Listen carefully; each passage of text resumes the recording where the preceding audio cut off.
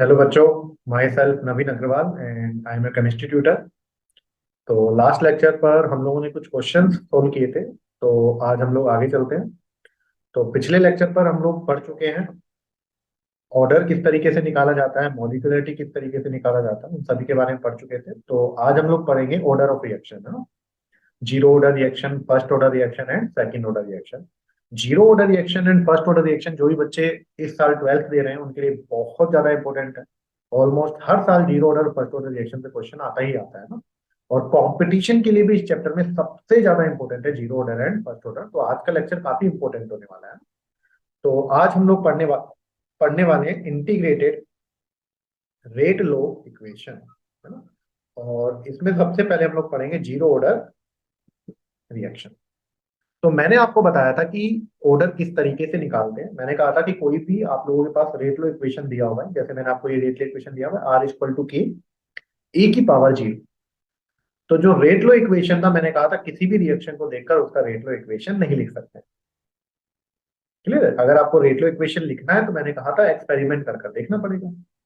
और जब आपने रेट लो इक्वेशन लिख लिया एक्सपेरिमेंट पे, तो जो भी रेट लो इक्वेशन में कंसंट्रेशन की पावर में आ रहा है, जैसे यहाँ पर जीरो आ रहा है, तो वो ऑर्डर होगा। तो यहाँ पर कौन सा ऑर्डर रिएक्शन हो गया? Zero order reaction. तो जीरो ऑर्डर रिएक्शन क्या होता है? देखो, ये रेट इक्वेशन है। तो rate of reaction is directly proportional to zero power of the concentration of reactant. तो यहाँ पर आप लोग देखें, अगर रेट को देखेंगे और कंसंट्रेशन की पावर को देखेंगे, तो rate of reaction is directly proportional to zero power of concentration of reactant.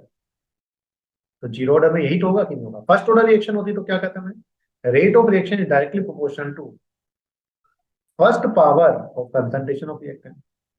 Second order reaction होता क्या कहता है? Rate of reaction is directly proportional to second order of concentration of reactant.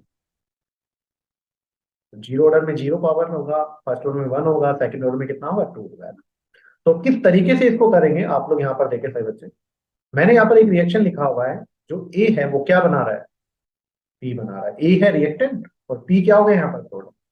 तो reactant क्या बना रहा है? प्रोडक्ट बना रहा है। अब मैंने देखो डाटा क्या लिया हूँ, अच्छे से आप लोग समझेंगे।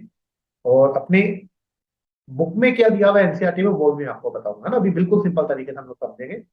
तो यहाँ पर आप लोगों ने क्या लिया? इनिशियल कंसंट्रेशन लिया हुआ है ए रिएक्टेंट का, और इनिशियल प्रोडक्ट कितना है जी, है ना। तो इनिशियली जो रिएक्टेंट है वो तो कितना है? ए।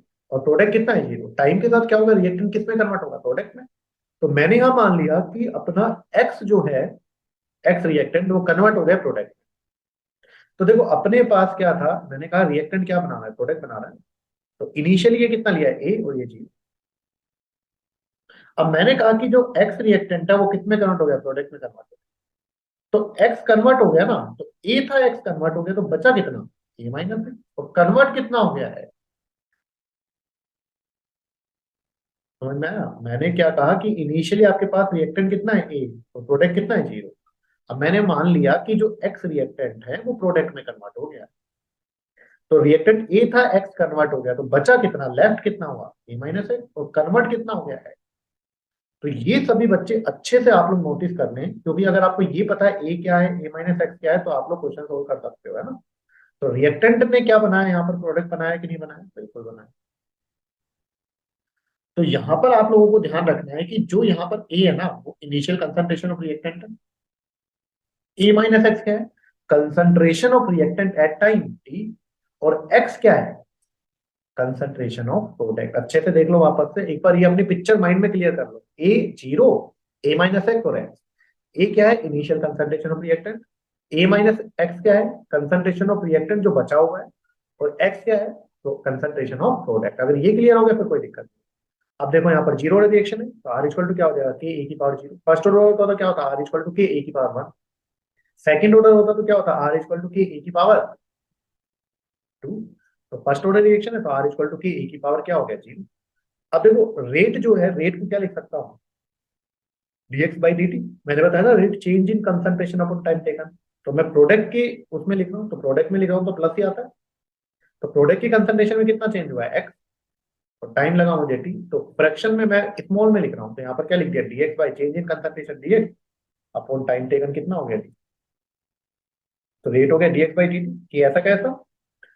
टी टाइम पर रिएक्टेंट की कंसंट्रेशन कितनी है, यहाँ पर मैंने बताया था टी टाइम पर ये कंसंट्रेशन रिएक्टेंट है टाइम टी कितना है, ए माइनस एक्स की पावर कितना हो गया, जीरो। किसी की भी पावर जीरो कितना होता है, वन। किसी की भी पावर जीरो कितना होता है, वन। तो ये वन हो गया पूरा। तो dx by dt equal to कितना आ गया, के। अगर सोचो फर्स्ट ऑर्डर होता तो क्या लिखता, are equal to K, A की पावर वन। आर कितना हो जाता, dx by dt equal to k. T time पर बताया था कितना होता है, ए माइनस एक्स की पावर वन। फर्स्ट ऑर्डर में आ जाता। सेकंड ऑर्डर होता तो यहाँ पर कितना आ जाता, टू आ जाता। थर्ड ऑर्डर होता तो यहाँ पर कितना आ जाता, थ्री आ जाता। तो इस तरीके से आप लोग कर सकते हैं, zero order, first order, second order, third order. पर अपने एग्जाम के लिए और बोर्ड के लिए जो इंपॉर्टेंट है, मेनली जीरो और फर्स्ट, ज्यादा से ज्यादा सेकंड ऑर्डर। क्लियर है, तो यहाँ पर कोई दिक्कत नहीं है। तो नेक्स्ट अब हम लोग चलते हैं, देखो dx by dt equal to क्या हो गया, के। इसे हम लोग बोलते हैं डिफरेंशियल रेट लो इक्वेशन। ये ए माइनस एक्स तो कितना हो गया आपके पास, वन हो गया ना, उसकी पावर जीरो। तो dx बाई dt इसे क्या बोलते हैं हम लोग, differential rate law equation. Differential rate law equation है ना। अब मैंने क्या किया, देखो dt को मैं इधर ले गया। dt को जब मैं इधर ले गया तो यहां पर क्या बना, dx इक्वल टू क्या बन गया, के dt बन गया। dt को इधर ले गया तो dx इक्वल टू क्या बन गया, के dt। अब मैं इसे इंटीग्रेट कर रहा हूं। अब मैं इसे क्या कर रहा हूं, इंटीग्रेट। तो जब इंटीग्रेट करूंगा तो ये क्या बन जाएगी, इंटीग्रेटेड रेट लो इक्वेशन। तो यही तो हम लोगों ने लिखा था टॉपिक का नाम, इंटीग्रेटेड रेट लो इक्वेशन। तो अब मैं इसको क्या कर रहा हूँ, इंटीग्रेट। तो जब मैं इंटीग्रेट कर रहा हूं तो देखो इंटीग्रेशन थोड़ा थोड़ा आप लोगों को आना चाहिए, मैंने यहाँ पर साइड में लिख दिया है। dx का इंटीग्रेशन जो होता है वो कितना होता है, x। जब भी इंटीग्रेट करते हैं तो एक कांस्टेंट आता है c, है ना। इसी तरह dy का इंटीग्रेशन करोगे तो क्या आएगा, y। देखो ये साइन किसका होता है, इंटीग्रेशन का। और d के साथ जो टर्म लिखा होता है उसी के रेस्पेक्ट में हम लोगों को करना होता है। तो मुझे इंटीग्रेट करना है किसके रेस्पेक्ट में, x के रेस्पेक्ट में। तो dx का हो जाएगा x, dy का इंटीग्रेशन क्या हो जाता है, y। dz का इंटीग्रेशन क्या हो जाता है, z। जैसे आपको 2 इंटू डी एक्स का करना है मान लो, तो टू तो क्या ले लोगे आप लोग बाहर, जो भी कांस्टेंट होता है वो इंटीग्रेशन से बाहर आ जाता है। और dx का कितना हो जाएगा, x। तो ये हो जाएगा 2x प्लस। तो जो भी कांस्टेंट होता है उसे इंटीग्रेशन से कहाँ ले लेते हैं, बाहर ले करना है ना। जिसके रेस्पेक्ट में करना है बस उसको अंदर हम लोग क्या करेंगे, अंदर लेंगे। नेक्स्ट जैसे e की पावर x का इंटीग्रेशन करना है, तो यहाँ पर देखो इंटीग्रेट करना है e की पावर x का, dx लिखा हुआ किसके रेस्पेक्ट में, x के रेस्पेक्ट में। तो x के रेस्पेक्ट में हम लोगों को इंटीग्रेट करना है किसको, e की पावर x को। तो e की पावर x का होता है e की पावर x, तो कांस्टेंट आएगा c, बताया था। इसी तरह one upon x into d x. dx मतलब x के रेस्पेक्ट में इंटीग्रेशन करना है कितना, वन बाय एक्स का। तो वन बाय एक्स का इंटीग्रेशन क्या होता है, ln x। x की पावर n का इंटीग्रेशन क्या होता है, x की power n plus one upon n plus one. ये आप लोगों को पता होगा ना। तो dx का इंटीग्रेशन x, dy का इंटीग्रेशन y, e की पावर x का इंटीग्रेशन e की power x। One upon x का क्या होता है, ln x। One upon x का क्या होता है, ln x। One upon x का क्या होता है, ln x। इसी तरह अगर क्या होता है, one upon y into dy, तो इसका क्या हो जाता है, ln y, है ना। और x की पावर n का इंटीग्रेशन क्या होता है, x की power n plus one upon n plus one. यहाँ पर n माइनस वन नहीं होना चाहिए, बस एक कंडीशन, n क्या नहीं होना चाहिए, माइनस वन। क्योंकि माइनस वन हुआ तो यहाँ पर देखो नीचे वाला डिनोमिनेटर क्या बन जाएगा, minus one plus one, zero. और जीरो हो गया तो इन्फिनिटी हो गया ना। तो अगर n माइनस वन हो तो यहाँ पर रखो n माइनस वन रखो, तो x की पावर माइनस वन कितना हो गया, वन बाई एक्स। तो वन बाई एक्स का तो मैंने बता दिया ना आप लोगों को पहले में। तो देखो यहाँ पर इंटीग्रेट में कर रहा हूँ x की power minus two d x, है ना, x के रेस्पेक्ट में कर रहा हूँ। ये एक्स की पावर एन है ना, तो एक्स की पावर एन क्या क्या होता है, एक्स की power n minus one. N कितना है, minus two plus one upon minus two plus one plus c जो भी आएगा। तो ये कितना आ गया, एक्स की power minus one upon minus. इसको करो, देखो इसका क्या आएगा, एक्स की power n plus one upon n plus one आ जाएगा, x cube by three. X की power minus one into d x का करोगे तो इसको लिख सकता हूँ मैं one by x into d x. और वन बाई एक्स का क्या हो जाता है, इस तरीके से आप लोग इंटीग्रेट कर सकते हैं। तो आप लोग यहाँ पर देखो, तो मैंने कहा dx का इंटीग्रेशन x, dy का इंटीग्रेशन y, dt का इंटीग्रेशन, है ना। तो देखो यहां पर मैंने क्या किया, dx का इंटीग्रेशन क्या हो गया, x।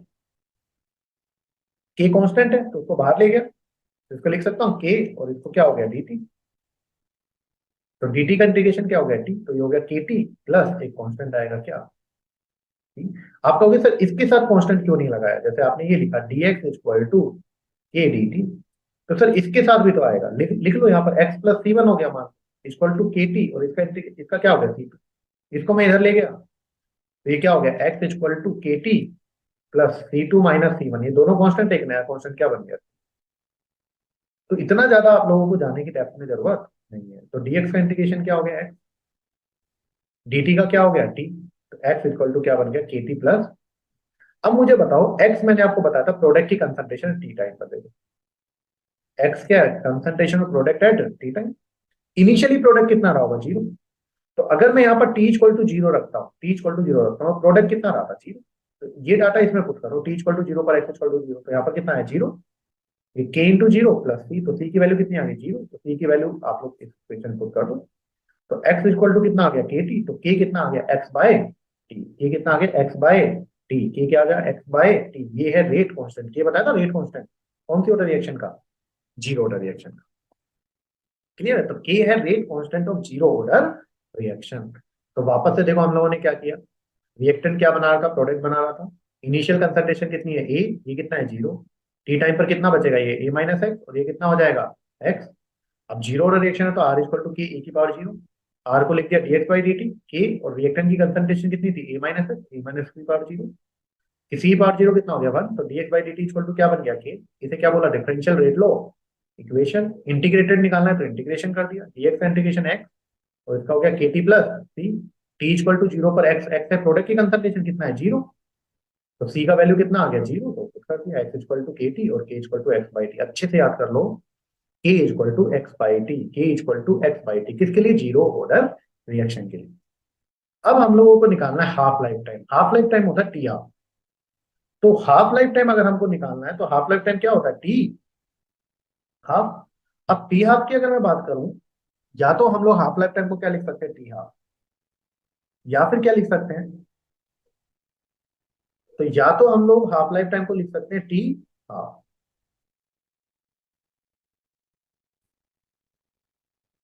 है ना। तो टी हाफ यहाँ पर क्या होता है, half life time. Half life time एक वो टाइम होता है जब रिएक्टेंट, आधा रिएक्टेंट किस में कन्वर्ट हो जाता है, प्रोडक्ट। अब जैसे मैंने रिएक्टेंट लिया था ए, है ना, तो उसका आधा कितना हो गया, ए बाई टू। तो ए बाई टू किस में कन्वर्ट हो गया, प्रोडक्ट। तो यहां पर हम लोग क्या लिख सकते हैं, हाफ लाइफ टाइम होता है टी हाफ, या फिर इसको मैं लिख सकता हूँ टी 50%। टी हाफ, या फिर क्या लिख सकता हूँ, टी 50%। बहुत ज्यादा आता है बोर्ड में और कॉम्पिटिशन में ना। तो टी 50% एक्चुअली में क्या है, यहाँ पर टी 50% पर क्या हो जाता है, जो रिएक्टेंट की कंसंट्रेशन होगी वो आधी रह जाएगी, क्योंकि वो आधा किसमें कन्वर्ट हो जाएगा, प्रोडक्ट में, है ना।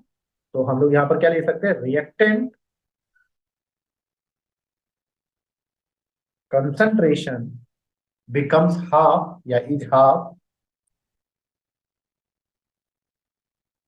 Of the initial concentration. Clear है। तो यहां पर देखो मैंने क्या लिखा, टी इक्वल टू क्या लिख सकता हूँ इसको, टी हाफ या टी 50%। अब प्रोडक्ट कितना बन गया, 50% रिएक्शन कंप्लीट हो गई तो प्रोडक्ट 50% बन गया ना। तो आपके पास ए था, ए का 50% कितना हो गया, ए इंटू 50/100 कितना हो गया, ए बाय। तो अगर 50% रिएक्शन कंप्लीट हो गई तो 50% रिएक्टेंट किस में कन्वर्ट हो चुका है, प्रोडक्ट में। तो मैंने ए का 50% निकाला, ए बाई टू, ये क्या हो गया, प्रोडक्ट बन गया, इसकी वैल्यू आ गई। तो बताओ के इक्वल टू क्या होता है, एक्स बाई टी। एक्स कितना हो गया, ए बाई टू का, जब टी कितना है, टी 50 या टी हाफ कुछ भी ले सकते हो। तो टी हाफ को मैं इधर ले गया और के को इधर लिया, तो टी 50 इक्वल टू कितना आ गया, ए by two k. T 50 equal to कितना आ गया, ए बाय टू के, किसके लिए, जीरो ऑर्डर रिएक्शन के लिए।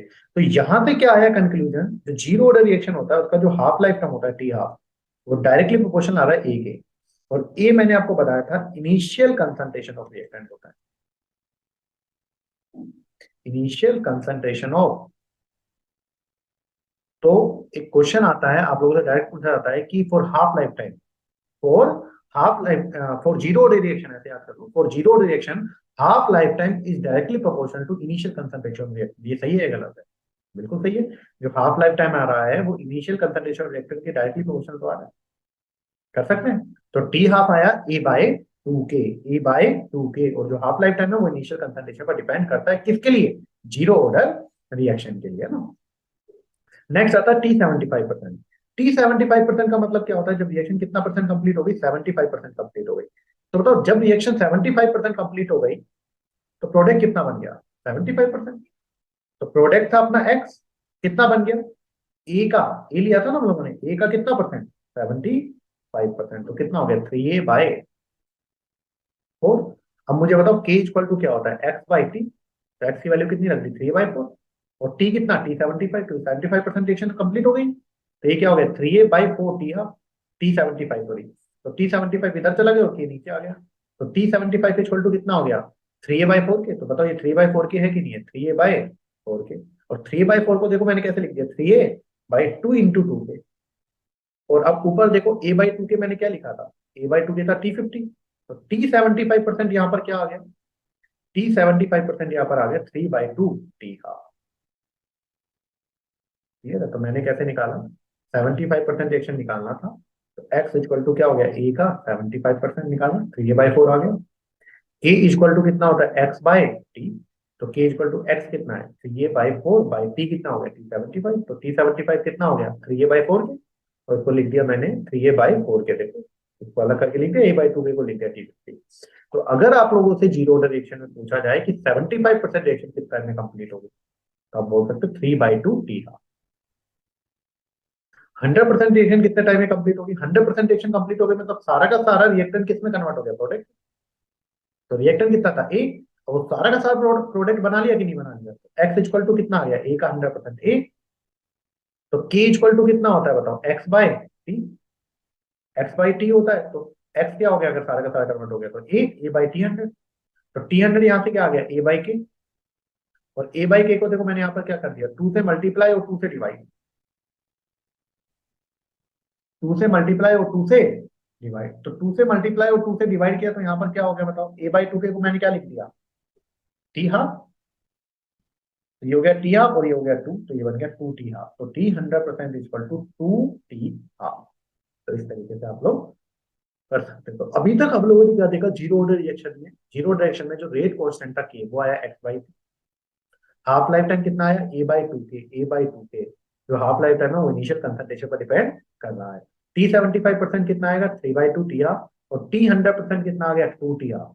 आप कहोगे सर कौन सी बड़ी बात है, अगर आधी रिएक्शन मान लो 10 मिनट में कंप्लीट हो रही, तो सर पूरी रिएक्शन 20 मिनट में हो जाएगी ना, डबल ही तो होगी। ऐसा जरूरी नहीं है, ऐसा केवल जीरो ऑर्डर रिएक्शन में पॉसिबल होता है। अगर भाई ऐसा जरूरी नहीं है कि आधी रिएक्शन अगर 10 मिनट में हो रही है तो पूरी रिएक्शन 20 मिनट में ही होगी ना, केवल जीरो ऑर्डर रिएक्शन में ऐसा करना है ना। अब जीरो ऑर्डर रिएक्शन के हम लोग एग्जाम्पल देखते हैं। जैसे H2 + Cl2 क्या बना रहा है, 2HCl। इसका रेट लो इक्वेशन लिखना है तो क्या लिखते हैं हम लोग, R इक्वल टू के। रिएक्टेंट कौन है, H2 और Cl2। अब बताओ स्टाइशियोमेट्रिक ऑप्शन क्या है, 1 1। तो हमारे अकॉर्डिंग कौन सी ऑर्डर रिएक्शन होनी चाहिए, सेकंड ऑर्डर का। मैंने कहा था किसी रिएक्शन को देखकर उसका रेट इक्वेशन नहीं लिख सकते। तो जब हम लोग एक्सपेरिमेंट करते हैं तो यहाँ पर क्या आता है, H2 की पावर 0 और Cl2 की पावर 0। तो ये एक्चुअली में कौन सा ऑर्डर रिएक्शन है, जीरो ऑर्डर रिएक्शन। याद कर लो क्योंकि ये इंपॉर्टेंट है, ये डायरेक्ट आप लोगों से कॉम्पिटिटिव एग्जाम में पूछी जा सकती है कि H2 + Cl2 in the presence of sunlight कौन सी रिएक्शन है, जीरो ऑर्डर रिएक्शन। अमोनिया टूट रहा है किसमें, N2 + 3H2 में, इन द प्रेजेंस ऑफ प्लेटिनम, ये भी जीरो ऑर्डर रिएक्शन है। और 2HI ब्रेक हो रहा है, डिकम्पोज हो रहा है H2 + I2 में, किसकी प्रेजेंस में, गोल्ड की प्रेजेंस में। ये भी कौन सा ऑर्डर रिएक्शन है, जीरो ऑर्डर। जो लिखवाया है वही याद करना, अब अपना दिमाग मत लगा लेना, अच्छा सर ये जीरो ऑर्डर था तो H2 + I2 क्या बना रहा है, 2HI, सर ये भी जीरो ऑर्डर है क्या, नहीं ऐसा जरूरी। ये सेकंड ऑर्डर रिएक्शन होती है, R इक्वल टू की H2 की पावर 1 और I2 की पावर 1।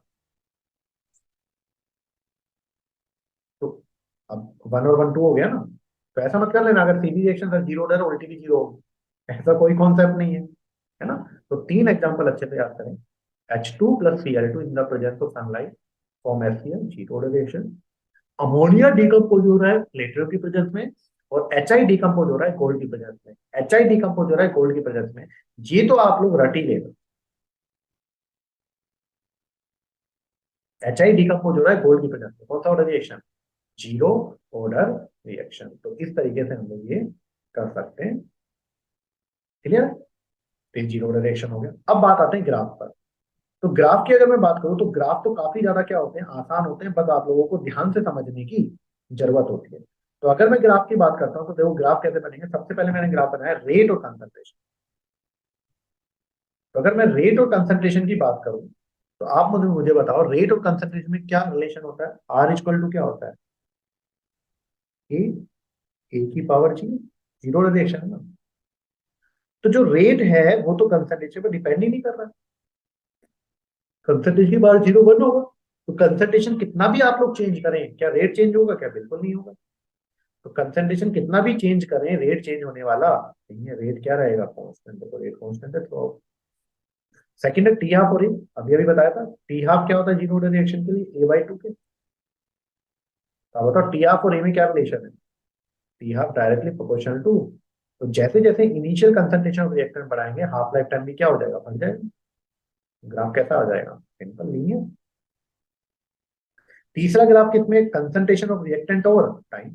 अब मुझे बताओ जैसे जैसे रिएक्शन होती है, तो जैसे जैसे रिएक्शन हो रही है, मान लो ये रिएक्टेंट है और ये क्या है? प्रोडक्ट। तो रिएक्टेंट तो क्या होगा टाइम के साथ? कम, और प्रोडक्ट क्या होगा? ज्यादा। ये आपको पता है। तो रिएक्टेंट की कंसंट्रेशन और टाइम में ग्राफ खींचो तो रिएक्टेंट की कंसंट्रेशन टाइम के साथ क्या होगी? डिक्रीज। और प्रोडक्ट की कंसंट्रेशन क्या होगी टाइम के साथ? इंक्रीज। तो इस तरीके से आप लोग ग्राफ बना सकते हैं कि रिएक्टेंट तो डिक्रीज हो रहा है और प्रोडक्ट क्या हो रहा है? इंक्रीज हो रहा है। तो ये कौन सा ऑर्डर था? Zero order reaction. अच्छा एक और इंपॉर्टेंट चीज मुझे बताओ, आप लोग पढ़ चुके हैं जीरो ऑर्डर रिएक्शन है। जीरो ऑर्डर रिएक्शन में रेट कांस्टेंट की यूनिट थी के। ए की यूनिट क्या थी पता है क्या? तो हम लोगों ने यूनिट निकाली थी, यूनिट ऑफ के। यूनिट ऑफ के। तो के का यूनिट क्या था? मोल की पावर वन माइनस है, लीटर की पावर, लीटर, लीटर की पावर एन माइनस वन, और सेकेंड इनवर्स। तो बताओ जीरो ऑर्डर रिएक्शन है तो एन की वैल्यू कितनी होगी? जीरो। तो एन की वैल्यू जीरो रखो तो के की यूनिट क्या आ जाएगी बताओ? वन माइनस जीरो क्या हो गया? वन। ये बचा मोल। जीरो माइनस वन क्या हो गया? Minus one. तो ये हो गया लीटर इनवर्स। और क्या हो गया? Second inverse. कर सकते हैं इस तरीके से। तो जीरो ऑर्डर रिएक्शन में जो रेट कांस्टेंट का यूनिट होता है वो क्या होता है? Mole litre inverse second inverse. तो वापस से हम लोग रिवाइज कर लेते हैं। जो के आया वो आया x by t, T half आया a by two k, 75% three by two t half, और 100% में टू टी हाफ। तीन reaction H two plus C L two H C L, NH3 decomposer और in the presence of platinum. ये पूछेगा platinum है ना। और एच आई किसमें, किसकी प्रेजेंस में? गोल्ड की प्रेजेंस में किसमें होता है? एच टू और बाई टू में। और ये ग्राफ बना सकते हो आप लोग, कोई प्रॉब्लम। सेम जैसा जीरो ऑर्डर के लिए आप लोगों ने किया है बच्चों, वैसा ही सेम हम लोग करेंगे फर्स्ट ऑर्डर रिएक्शन के लिए ना। बहुत आसान। अब देखो यहाँ पर सिर्फ रिवीजन होना है। अब बताओ रिएक्टेंट किस में कन्वर्ट हो रहा है? प्रोडक्ट में। इनिशियल कंसंट्रेशन कितनी ले ली? ये कितना है? जीरो। अब अगर टी टाइम पर एक्स कन्वर्ट हो गया तो बचा कितना? ए माइनस है। और ये कितना बन गया? एक्स। एक्स बन गया ना। अब फर्स्ट ऑर्डर रिएक्शन है तो आर इक्वल टू क्या हो गया? के ए की पावर वन। तो मैं लिख सकता हूँ rate of reaction is directly proportional to first order of concentration of reactant. R कितना हो गया? Dx by d t equal to k. और टी टाइम पर कितना है रिएक्टेंट? ए माइनस है। क्लियर है? तो ये कौन सा इक्वेशन आ गया? Differential rate law equation.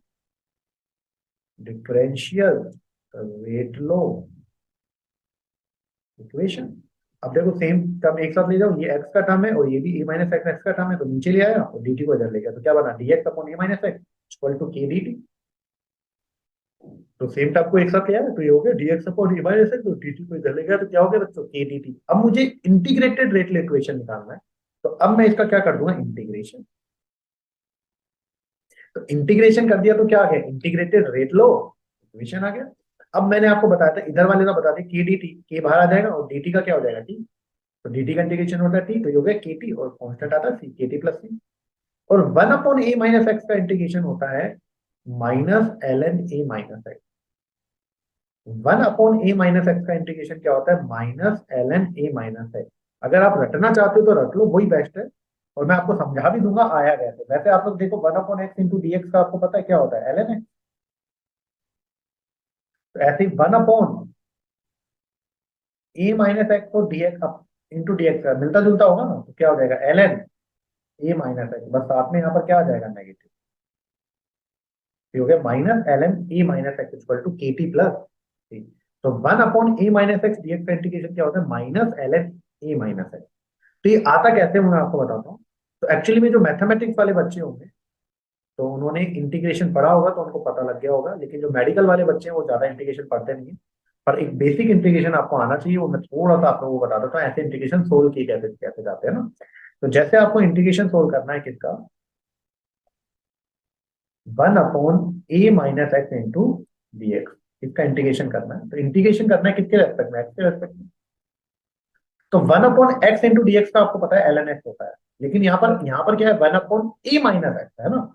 तो जब भी ऐसा फंस जाए तो हम लोग क्या करना है कि मैंने माना let a - x equal to y, इस पूरे को मैंने क्या मान लिया, वाई मान लिया। अब जिसको भी माना है उसका आपको डिफरेंशिएशन करना है। जिसको भी माना है आप लोगों ने, a - x को मैंने वाई मान लिया ना, कोई भी कांस्टेंट मान, वाई वेरिएबल मान लिया वाई। तो अब जिसको भी माना है उसका डिफरेंशिएशन करना है। तो बताओ ए कांस्टेंट होता है तो कांस्टेंट टर्म का डिफरेंशिएशन होता है जीरो, ठीक है। एक्स का डिफरेंशिएशन होगा dx माइनस ऐसे रहता, और वाई का डिफरेंशिएशन कितना होता है dy। तो हमेशा कांस्टेंट टर्म का डिफरेंशिएशन कितना होता है, जीरो। एक्स वेरिएबल है dx और वाई वेरिएबल है dy। तो यहां से आपके पास dx इक्वल टू आ गया माइनस dy, क्लियर है। अब इसमें डाटा रख दो जो जो माना था, a माइनस एक्स को माना y, और dx कितना आया, माइनस dy। तो ये कितना आ गया, माइनस बाहर चला गया, तो ये आ गया 1/y इंटू dy। तो बताओ 1/y का कितना हो जाएगा, ln y। तो ln y आ गया, और y क्या माना था, a माइनस एक्स, तो वापस पुट कर दो माइनस ln a माइनस। कर सकते हैं सोल्व, कोई प्रॉब्लम नहीं। अच्छा सर एक और करके बताओ, ऐसा ही कोई थोड़ा सा। अब जैसे मान लो आप लोग, ये होता 1/a - x का स्क्वायर इंटू dx, इसका करना होता। तो वही मैं मान करता, let a - x equal to y, एक वेरिएबल मान लिया वाई, इसका डिफरेंशियल कर दो तो constant number zero, minus dx equal to dy। तो dx इक्वल टू कितना आ गया, माइनस dy। तो यहाँ से क्या किया, 1/a - x को क्या माना था, y। तो ये क्या हो गया, 1/y² माइनस dy। तो ये क्या आ गया, माइनस 1/y² इंटू dy। अब आपको पता है कि इसको क्या लिख सकता हूं मैं, माइनस y की पावर -2 इंटू dy। अब आपको पता है कि जो x की power n into d x होता है वो कितना होता है, x की पावर n+1/n+1। तो अब बताओ ये y की पावर n है तो कितना हो जाएगा, माइनस ऐसा का ऐसा, y की पावर -2+1/-2+1 इंटू, और dy को हट गया। तो ये कितना हो गया, नीचे कितना बचा, -1, और -1 और -1 कितना हो गया, +1। प्लस हो गया, माइनस माइनस नीचे बचा -1, और ये माइनस प्लस हो गया। तो यहाँ क्या बचा, केवल y की पावर -1। ये क्या हो गया, 1/y, और y क्या माना था, ये आ गया। तो 1/a - x का square equal to d x equal to, इसका क्या हो जाएगा, इसका आ जाएगा 1/a - x। इसका क्या आया, -ln a - x। तो इस तरीके से आप लोग इनको सोल्व कर सकते हैं। और आपको अगर ज्यादा नहीं करना है तो मेडिकल वाले बच्चे बस 1/a - x into d x का याद कर लो, -ln a - x होता है ना। तो देखो मैंने यहाँ पर रख दिया, -ln a - x, और के डी टी का क्या हो गया, के टी प्लस टी। अब मैंने कहा था टी इक्वल टू जीरो पर प्रोडक्ट कितना होगा, जीरो। तो यहाँ पर डाटा पुट किया, -ln a - x कितना पुट किया, जीरो। तो ए बच गया, इक्वल टू के टी कितना पुट किया, जीरो प्लस सी। तो सी कितना आ गया, -ln a, और इसमें ये डाटा क्या कर दिया मैंने पुट। तो क्या आ गया, -ln a - x equal to k t -ln a। तो ln a को मैं कहाँ ले गया, इधर की तरफ, इधर लेकर जाऊंगा तो क्या हो जाएगा, प्लस। तो ये हो गया ln a minus ln a - x equal to k t.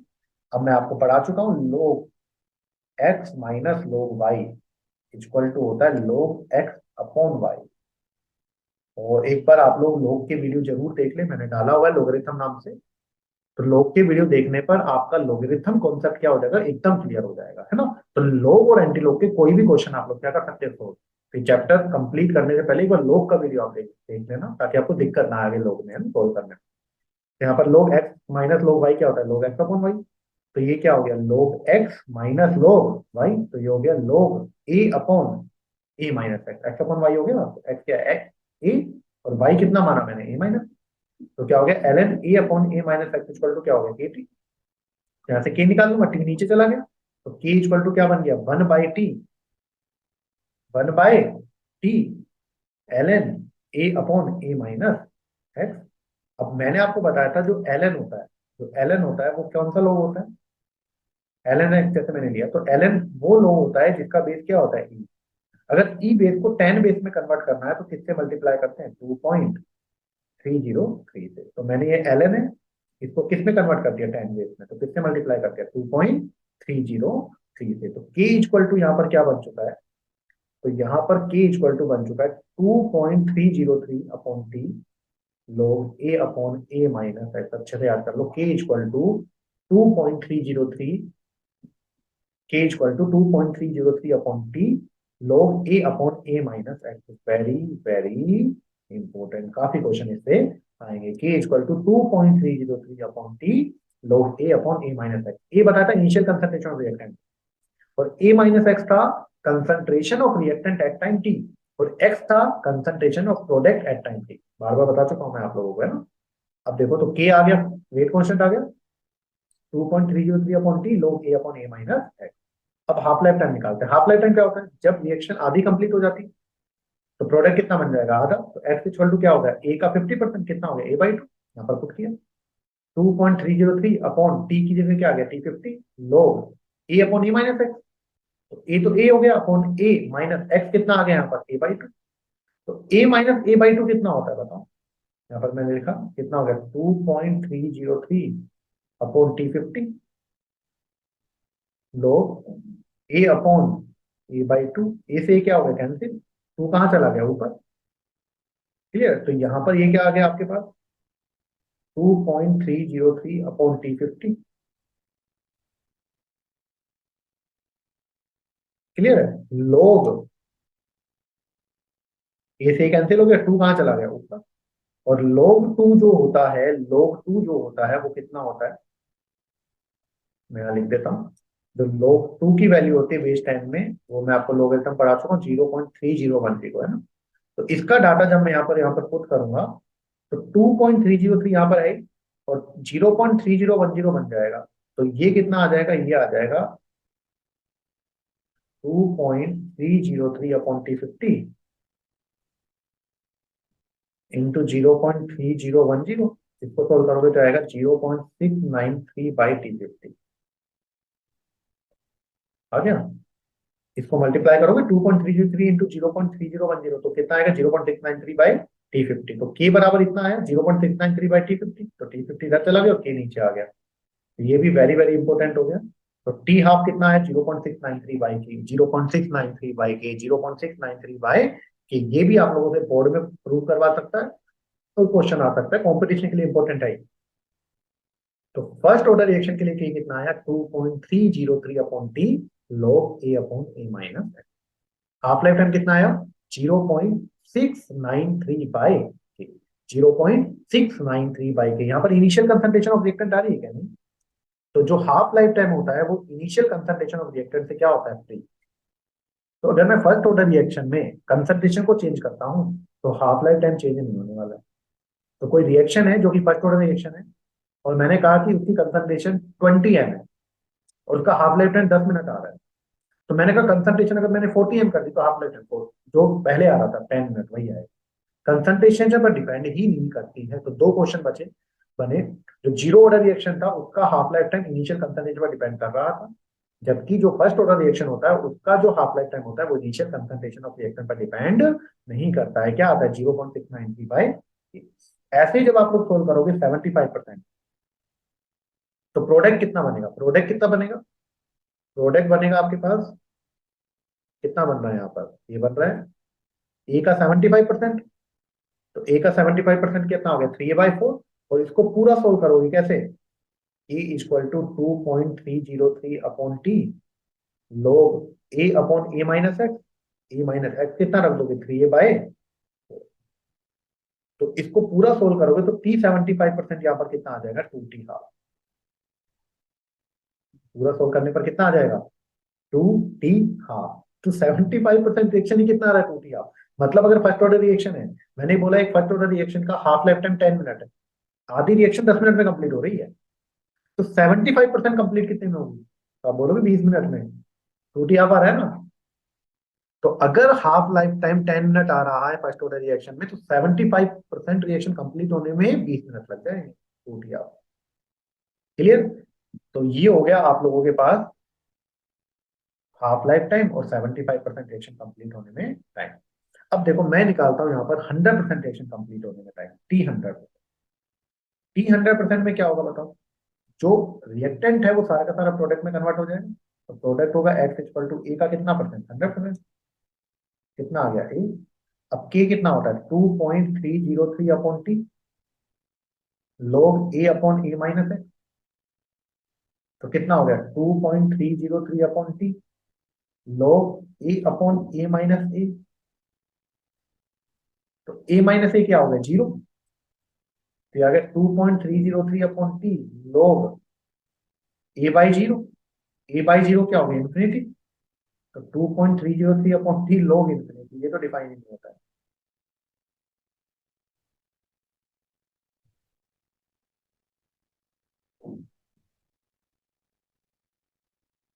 Clear है? तो 100% रिएक्शन जब मैं निकालने में गया, टाइम निकालने गया, टी को T100 कर दो, 100% निकालने में जो निकाल, डिफाइन नहीं हो रहा है यहाँ पर। इंफिनिटी आ गया कि नहीं आ गया? तो हम लोग यहाँ पर क्या कहेंगे? Very very very important conclusion यहाँ पर आता है कि जो फर्स्ट ऑर्डर रिएक्शन होती है, 100% रिएक्शन तो कंप्लीट ही नहीं हो रही, 3 लोग इन्फिनिटी आ रहा है। तो 100 जो फर्स्ट ऑर्डर रिएक्शन होता है वो 100% कभी कंप्लीट ही नहीं होंगे ना। हम लोग कह सकते हैं first order reaction never be completed. तो फर्स्ट ऑर्डर रिएक्शन कभी कंप्लीट ही नहीं होती, क्योंकि लोग इन्फिनिटी आ रहा है कि नहीं आ रहा। तो फर्स्ट ऑर्डर रिएक्शन कभी भी कंप्लीट नहीं होती है। 99.99999999999 करते जाओ परसेंट हो जाएगी, लेकिन 100% कभी भी कंप्लीट नहीं होगी। तो first order reaction never be completed, never be completed, है ना। तो हम लोग किस में टाइम निकालेंगे? 99.9% रिएक्शन कंप्लीट होने में टाइम, क्योंकि 100 तो ही नहीं दिए। तो 99.9% निकालूंगा तो एक्स कितना आएगा? प्रोडक्ट क्या आएगा? ए का 99.9%, तो 99.9 बाई 100 कितना आ गया? 0.999 ए। तो के क्या होता है? के यहाँ पर होता है 2.303 अपॉन टी 99.9 लोग a upon A minus x, x रख दिया यहाँ पर। तो इसको सोल्व किया 2.303 अपॉन के लोग ए अपॉन 0.001 ए। ए से क्या हो गया? कैंसिल। ये बना 10 की पावर -3, ऊपर जाकर हो गया 10 की पावर 3। तो 2.303 अपॉन के, 3 आगे आ गया तो क्या हो गया? 3 लोग 10, लोग 10 कितना होता है 1। तो इसको लिख दो 2.303 अपॉन के इंटू 3 को लिख दिया मैंने 0.3 इंटू 10, और ये हो जाता है टी हाफ। मैंने निकालना सिखाया था, ऊपर देख लेना। ये हो गया 0.693 बाई के, तो 0.693 बाई के क्या हो गया? टी हाफ, और इंटू क्या आ गया? 10। तो 99.9% रिएक्शन कंप्लीट होने में कितना टाइम लग रहा है? 10 टी हाफ।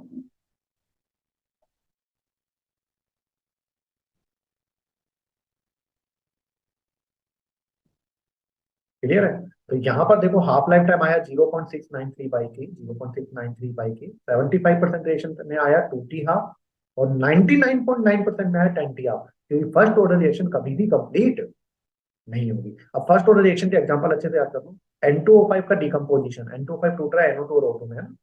H2O2 का डिकम्पोजिशन किसमें टूट रहा है? H2 और O2 में। NH4NO2 का डिकम्पोजिशन, ये मैंने बताया भी था, अमोनियम नाइट्राइट है, इसमें से मैक्सिमम पानी निकाल दो, क्या बचेगा? N2+2H2, बता। ये फर्स्ट ऑर्डर रिएक्शन है। और all radio active disintegration reaction, जितनी भी रेडियो एक्टिव डिके रिएक्शन होती है वो कैसी होती है? First order reaction. जैसे मैं आपको एक सिंपल सा एग्जांपल बताता हूँ। जैसे हमारे अंदर कार्बन है, तो कार्बन 14 हमारे अंदर है, कार्बन 14 हमारे अंदर है। तो कार्बन 14 जो होता है वो रेडियो एक्टिव होता है। तो जब इनिशियली हम लोग बॉन्ड होते हैं तो उसमें 100% रहा होगा, और वो टाइम के साथ क्या होता जाता है? डिके होता जाता है। लेकिन अगर रेडियो एक्टिव डिके हो रहा है मतलब वो 100% तो कभी भी डिके नहीं होगा। तो जैसे जैसे मेरी उम्र बढ़ती जाएगी, कार्बन जो 14 है उसका अमाउंट कम होता जाएगा, लेकिन कभी भी खत्म नहीं होगा कार्बन 14, क्योंकि वो रेडियो एक्टिव डिके रिएक्शन, और radio active disintegration reaction first order reaction है जो कि कभी भी कंप्लीट नहीं होगी। तो इसका एग्जांपल क्या क्या हो गया? N2O5 का टूटना, H2O2 का टूटना, NH4NO2 का टूटना, और all radio active disintegration reaction. अच्छे से याद हो गया? चलो, तो अब हम लोग चलते हैं किस पर? ग्राफ। तो ग्राफ है रेट और कंसंट्रेशन है ना। तो फर्स्ट ऑर्डर रिएक्शन के लिए रेट और कंसंट्रेशन क्या रिलेशन होता है, are equal to K A की पावर 1। तो जो रेट है वो कंसंट्रेशन की फर्स्ट पावर की क्या है, डायरेक्टली प्रोपोर्शनल। तो यहाँ पर जैसे जैसे कंसंट्रेशन बढ़ेगी रेट बढ़ेगा। टी हाफ कितना होता है, 0.693 बाई के।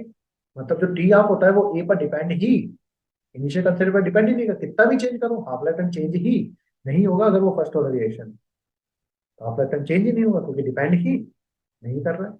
नेक्स्ट है l N a upon A minus x, तो किसके बीच में, ग्राफ टी के बीच में। तो अभी अभी मैं ऊपर पढ़ा कर आया हूँ, l N a upon A minus x equal to कितना आया था के टी, जब हम लोगों ने सोल्व किया था। मैं दोबारा यहाँ पर अच्छे से लिख देता हूँ। तो यहाँ पर अपने पास आया था L N a upon A minus x equal to कितना आया था के टी, ऊपर आप लोग देख सकते हैं, ये रहा, आया था। तो l N a upon A minus x को मैंने किस एक्सिस पर लिया हुआ है, वाई एक्सिस पर। तो ये मेरा है किस पर, वाई एक्सिस पर। और टी है एक्स एक्सिस पर, तो वाई इक्वल टू किसका ग्राफ हो गया, एम एक्स का।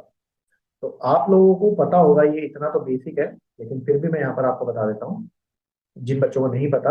अगर मुझे ग्राफ बनाना है y equal to m x का, है ना, तो मुझे बताओ ये ग्राफ कैसे बनेगा। एक्स की वैल्यू अगर मैं जीरो रखूंगा तो वाई भी कितना आएगा, जीरो। तो ग्राफ जीरो से स्टार्ट होगा। अब तो जैसे जैसे एक्स बढ़ेगा वाई भी क्या होगा, बढ़ेगा। तो ग्राफ किधर की तरफ जाएगा, ऊपर की तरफ। प्रोपोर्शन है ना, ये वाई एक्सिस है, ये कौन सी एक्सिस है, एक्स एक्सिस। तो y equal to m x का ग्राफ आप लोगों को पता लग गया है। एम क्या होता है यहाँ पर, स्लोप। तो यहाँ पर स्लोप जो होती है वो क्या होती है, पॉजिटिव स्लोप है ना, ऊपर जा रही है। इसी तरह अगर आपको ग्राफ बनाना है y equal to m x plus c का, y equal to m x plus c का, है ना। तो ये वाई एक्सिस हो गई और ये एक्स एक्सिस हो गई। अब आप खुद दिमाग लगाओ, अगर मैं एक्स की वैल्यू जीरो रखता हूँ तो ये पूरा जीरो हो जाएगा, तो वाई इक्वल टू सी हो गया। तो अगर मैं यहाँ पर एक्स जीरो रखता हूँ तो वाई अब जीरो नहीं हुआ है, वाई कितना आ रहा है, सी। तो ये मान लो ये कितना है, सी है। तो इसे बोलते हैं इंटरसेप्ट। इंटरसेप्ट कितना आ गया, सी, है ना। क्योंकि एक्स जब मैंने जीरो रखा तो उसमें वाई की वैल्यू आ रही है कि नहीं आ रही। अब तो एक्स जैसे जैसे बढ़ाऊंगा वाई भी क्या होगा, वैसे वैसे बढ़ेगा। तो ग्राफ किधर की तरफ जाएगा, ऊपर की तरफ। ठीक है, तो इंटरसेप्ट सी होता है इंटरसेप्ट, और स्लोप यहाँ पर है एम। तो यहाँ पर स्लोप जो आ गया वो कितना आ गया, तो मुझे लगता है ग्राफ में कोई प्रॉब्लम नहीं। एम एक्स प्लस सी का ग्राफ ऊपर से स्टार्ट होता है ना। और इसी तरीके से अगर मैं ग्राफ बनाता हूँ y equal to minus m x plus c का, y equal to minus m x plus c का। तो ये वाई एक्सिस और ये कौन सी एक्सिस, एक्स। अब बताओ एक्स जीरो रखो वापस से, तो जीरो पर वाई कितना आ रहा है, सी। तो वही ग्राफ यहाँ से स्टार्ट होगा, वापस से सी आ रहा है ना। तो इंटरसेप्ट वापस से पता लग गया, कितना हो गया, इंटरसेप्ट आ गया सी। अब मुझे बताओ अगर मैं एक्स बनाऊंगा तो ये तो नेगेटिव में है और ये पॉजिटिव में है। तो जैसे जैसे एक्स बढ़ाऊंगा वाई क्या होता जाएगा, कम होता जाएगा। जैसे मान लो सी की वैल्यू मान लो 10 है, अब ये माइनस एम एक्स की वैल्यू -2 आई, तो -2 + 10 कितना हो गया, 8। सी की वैल्यू तो 10 ही है, अब मान लो ये बढ़ा दिया तो ये -3 हो गया, तो कितना हो गया, 10। तो वाई कम होता जा रहा है, 10। ये बढ़ा दिया तो क्या होगा, कम होता जा रहा है ना। तो ग्राफ किधर की तरफ आएगा, नीचे की तरफ। जैसे जैसे एक्स बढ़ाऊंगा वाई का वैल्यू क्या होता जाएगा, कम होता जाएगा। तो ग्राफ कहाँ रहेगा, नीचे। तो y equal to m x plus c का ग्राफ यहाँ से थोड़ा सा, यहाँ से स्टार्ट होता है ऊपर की तरफ और इसमें नीचे की तरफ। तो इसमें स्लोप होता है -m, ये +m। और इसमें स्लोप कितना होगा, नेगेटिव स्लोप आ रहा है। तो स्लोप जो होगा वो आएगा आपके पास कितना, minus m x plus c, और minus m x plus c का ग्राफ पता है, y equal to m x का है, बिल्कुल सीधा। तो यहाँ पर अगर मैं यहाँ पर देखूँ, देखो ये y equal to m x का ग्राफ बन रहा है, l N A minus a upon A minus के टी में। तो बताओ कैसा ग्राफ आएगा, ऊपर की तरफ, बिल्कुल सीधा। और यहाँ पर स्लोप क्या है, एम इक्वल टू के है, तो यहाँ पर लिख दूं मैं, स्लोप जो आ रहा है वो कितना आ रहा है, रटने की जरूरत नहीं। ऐसे अगर टेन बेस आ गया, क्या आ गया, टेन बेस, तो आप बता सकते हो, मैंने अभी अभी बताया आप लोगों को कि एल को अगर टेन बेस में कन्वर्ट करना है तो 2.30 से क्या करना पड़ेगा, मल्टीप्लाई। यहाँ पर कितना आ गया बताओ, 2.303 लोग बेस 10 हो गया, a upon A minus x equal to कितना आ गया, 80। तो यहाँ पर कितना आ गया, log base 10 a upon A minus x equal to a upon 2.303 into c. तो ये क्या हो गया, इसको लिखा है वाई एक्सिस पर, और ये हो गया एम एक्स, टाइम को लिखा है, तो वही आ गया, ग्राफ तो सेम आ गया, लेकिन स्लोप यहाँ पर कितना आ गया अगर आप लोग देख रहे हैं तो स्लोप आ गया के अपॉन 2.303। तो स्लोप यहाँ पर आ जाएगा के अपॉन 2.30। तो थोड़ा ध्यान से देखें, l N a upon A minus x, तो टाइम में ग्राफ खींचा तो स्लोप की है, जबकि log base ten a upon A minus x, तो टाइम में ग्राफ खींचा तो स्लोप कितना है, के अपॉन 2.30। इस तरीके से कर सकते हैं। नेक्स्ट क्या है, l N A minus x को टाइम में ग्राफ खींचा है हम लोगों ने, तो आप बताओ l N a upon A minus x equal to कितना है, के टी। अब मैंने बताया था log x upon y, x upon y से ले लेते हैं, क्योंकि वही मैंने आपको बता रखा है बार बार। तो log x upon y equal to क्या होता है, log x minus log y. तो log a upon A minus x क्या होगा, l N A minus l N A minus x equal to k t. Clear है। अब मैंने क्या किया, इसको इधर ले आया और इसको कहाँ ले गया, इधर की तरफ, दोनों को इंटरचेंज कर दिया, तो एल एन ए और ये आगे हो गया माइनस के टी, और उधर गया तो ये प्लस हो जाएगा एल एन ए माइनस, आराम से देखो, इसको तो राइट साइड ले आया और इसको कहाँ ले गया, लेफ्ट साइड है ना। तो l N A minus x equal to क्या आ गया, माइनस के टी प्लस एल एन। अब l N A minus x को मैंने कहाँ रखा, वाई एक्सिस पर, और टाइम को रखा एक्स एक्सिस पर, तो y equal to minus m x plus c. तो minus m x plus c का ग्राफ कहाँ आता है, नीचे की तरफ, इंटरसेप्ट होता है सी, तो सी हो गया अपने पास क्या, एल एन ए, और स्लोप कितना हो गया, माइनस, माइनस एम की वैल्यू माइनस की आ रही कि नहीं आ रही। तो ये जितने भी ग्राफ हैं, ये एक दो बार आप लोग बना कर देखिए, क्योंकि इंपॉर्टेंट है, आपको बोलेगा l N A minus x, तो टाइम के बीच में जब ग्राफ बनाऊंगा तो या तो ग्राफ पूछ सकता है, या फिर पूछेगा कि स्लोप कितना होगा, इंटरसेप्ट कितना होगा, तो ये आप लोगों को बता सकते हैं, कोई दिक्कत वाली बात नहीं है। तो इस तरीके से आप लोग सोल्व कर लेंगे। तो जल्दी से मुझे बताइए के कितना आया था फर्स्ट ऑर्डर रिएक्शन के लिए, 2.303 upon T log a upon A minus x. Half life time आया 0.693 अपॉन के, इनिशियल कंसंट्रेशन पर डिपेंड नहीं कर रही है। 75% आया 2 टी हाफ, और 99.9% आया 10 T half. 100% reaction first order complete नहीं होते हैं। जितनी भी रेडियो एक्टिव डिसइंटीग्रेशन रिएक्शन होती है वो कैसी होती है, first order. Clear. L N A minus x और टाइम के बीच में जो ग्राफ बना है वो नीचे की तरफ आ रहा है, इधर की तरफ आ रहा है, नीचे की तरफ है। अब सुनना ध्यान से, कुछ इंपॉर्टेंट पॉइंट्स हैं जो आप लोगों को पता होने चाहिए, और अच्छे से आप लोगों को यहाँ पर देखना है ना। देखो,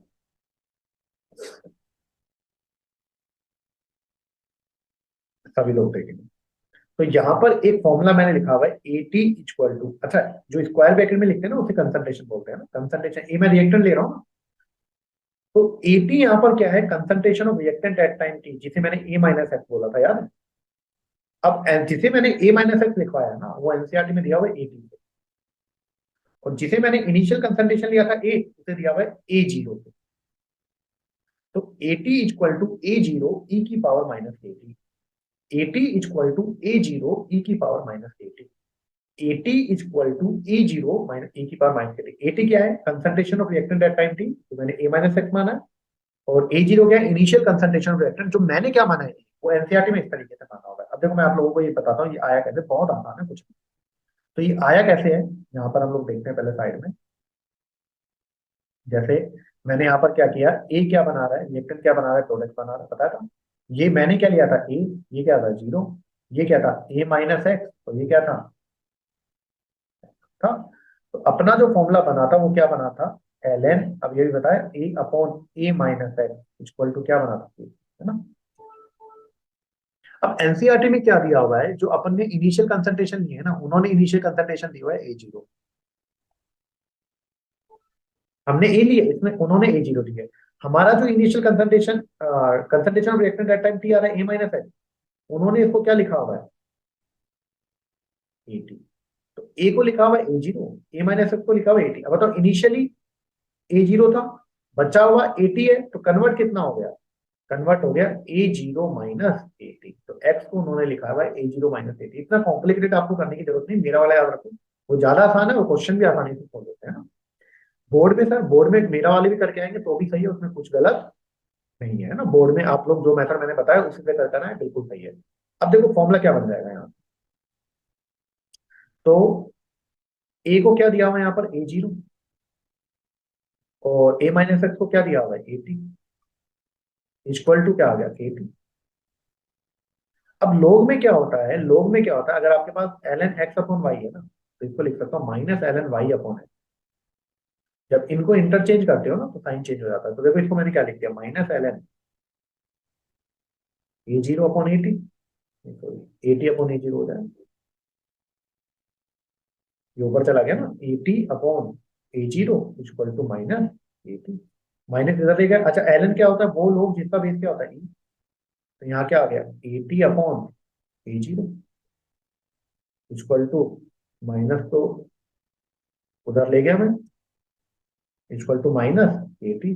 अब जो भी बच्चों ने लोग का वीडियो देखा होगा उनको पता होगा, मैंने आपको बताया था लोग बेस एक्स इक्वल टू, अगर वाई है इस लोग को हटाना है, इस लोग को रिमूव करना है, तो इसको इधर ले जाओ, तो यहाँ से एक्स इक्वल टू जो एक्स आएगा वो कितना हो जाएगा ए की पावर वाई, लोग हट गया ना।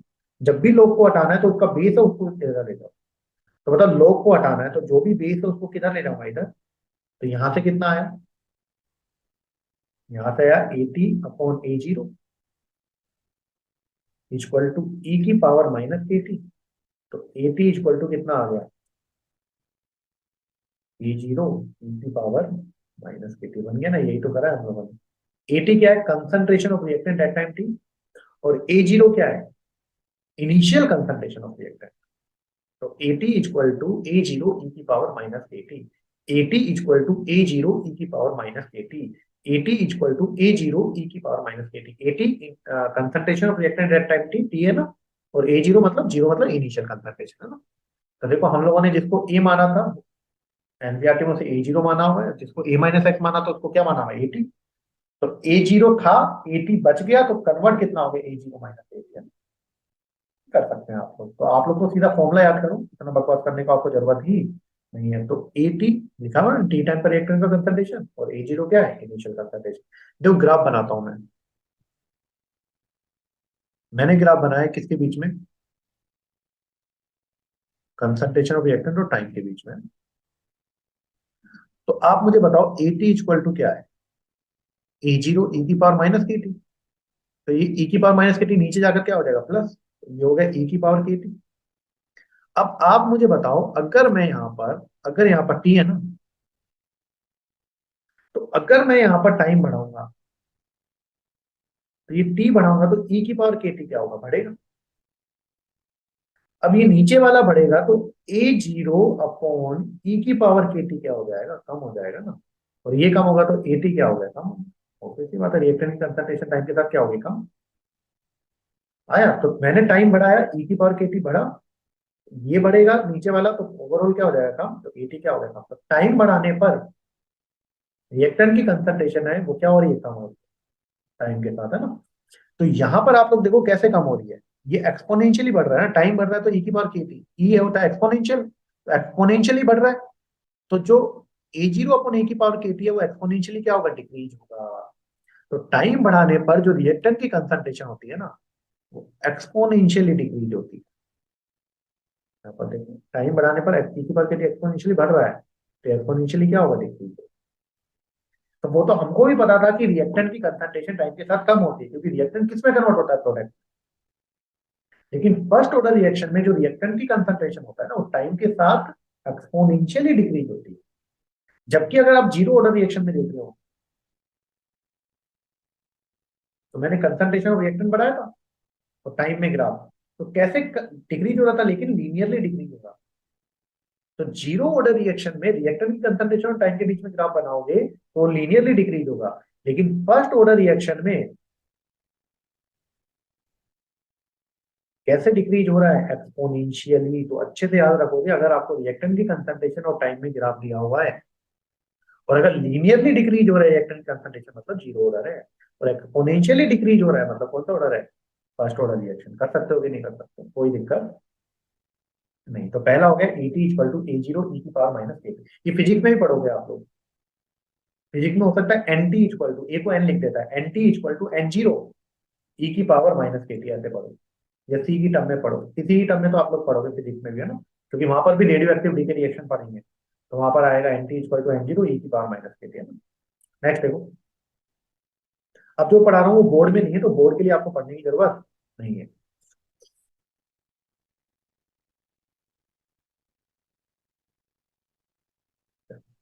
तो रिएक्टेंट किस में कन्वर्ट हो रहा है, प्रोडक्ट में कन्वर्ट हो रहा है।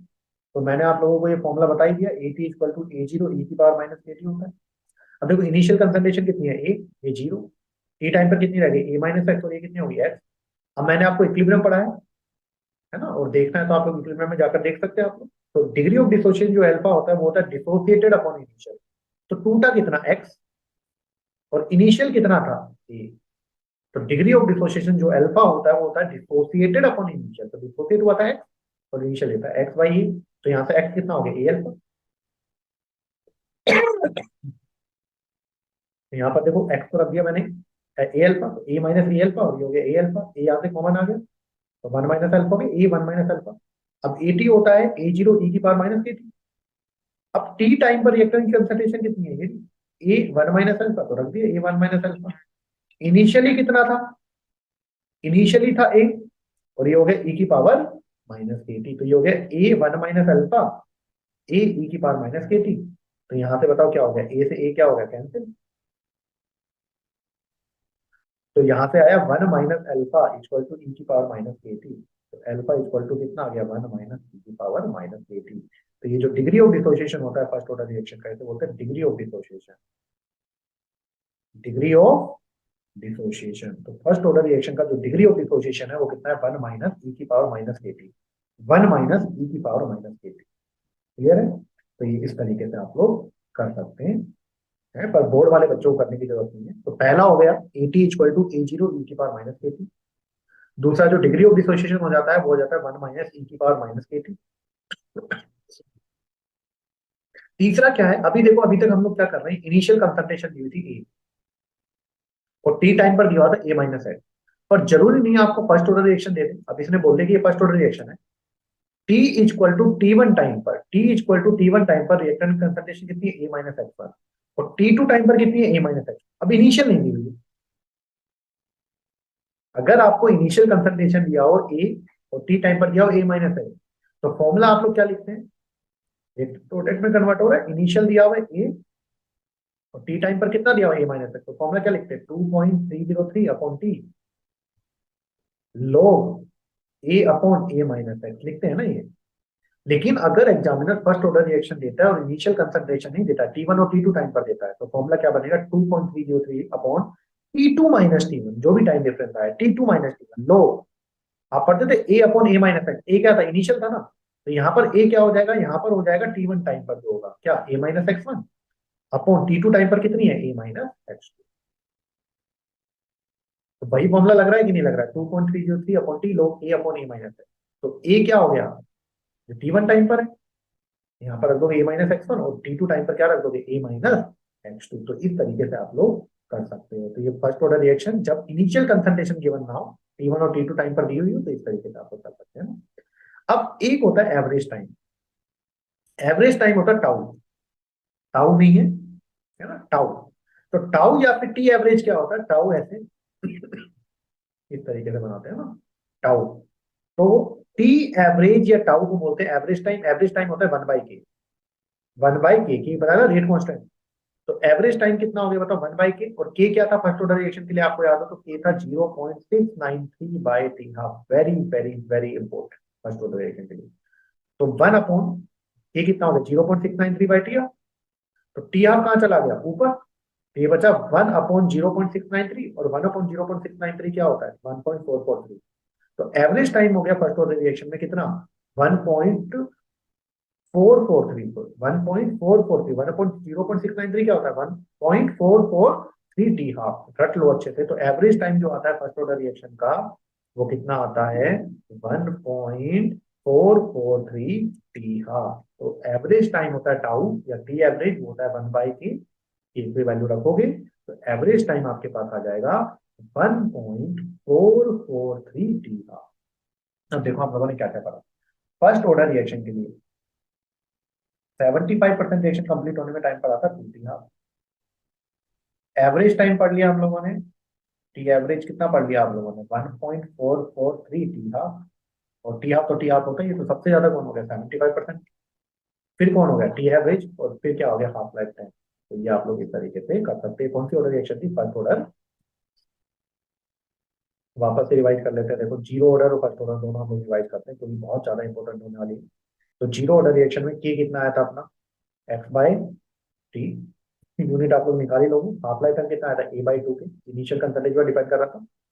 75 आया था 3/2 टी हाफ, और 100 आया था 2 टी हाफ। ठीक है।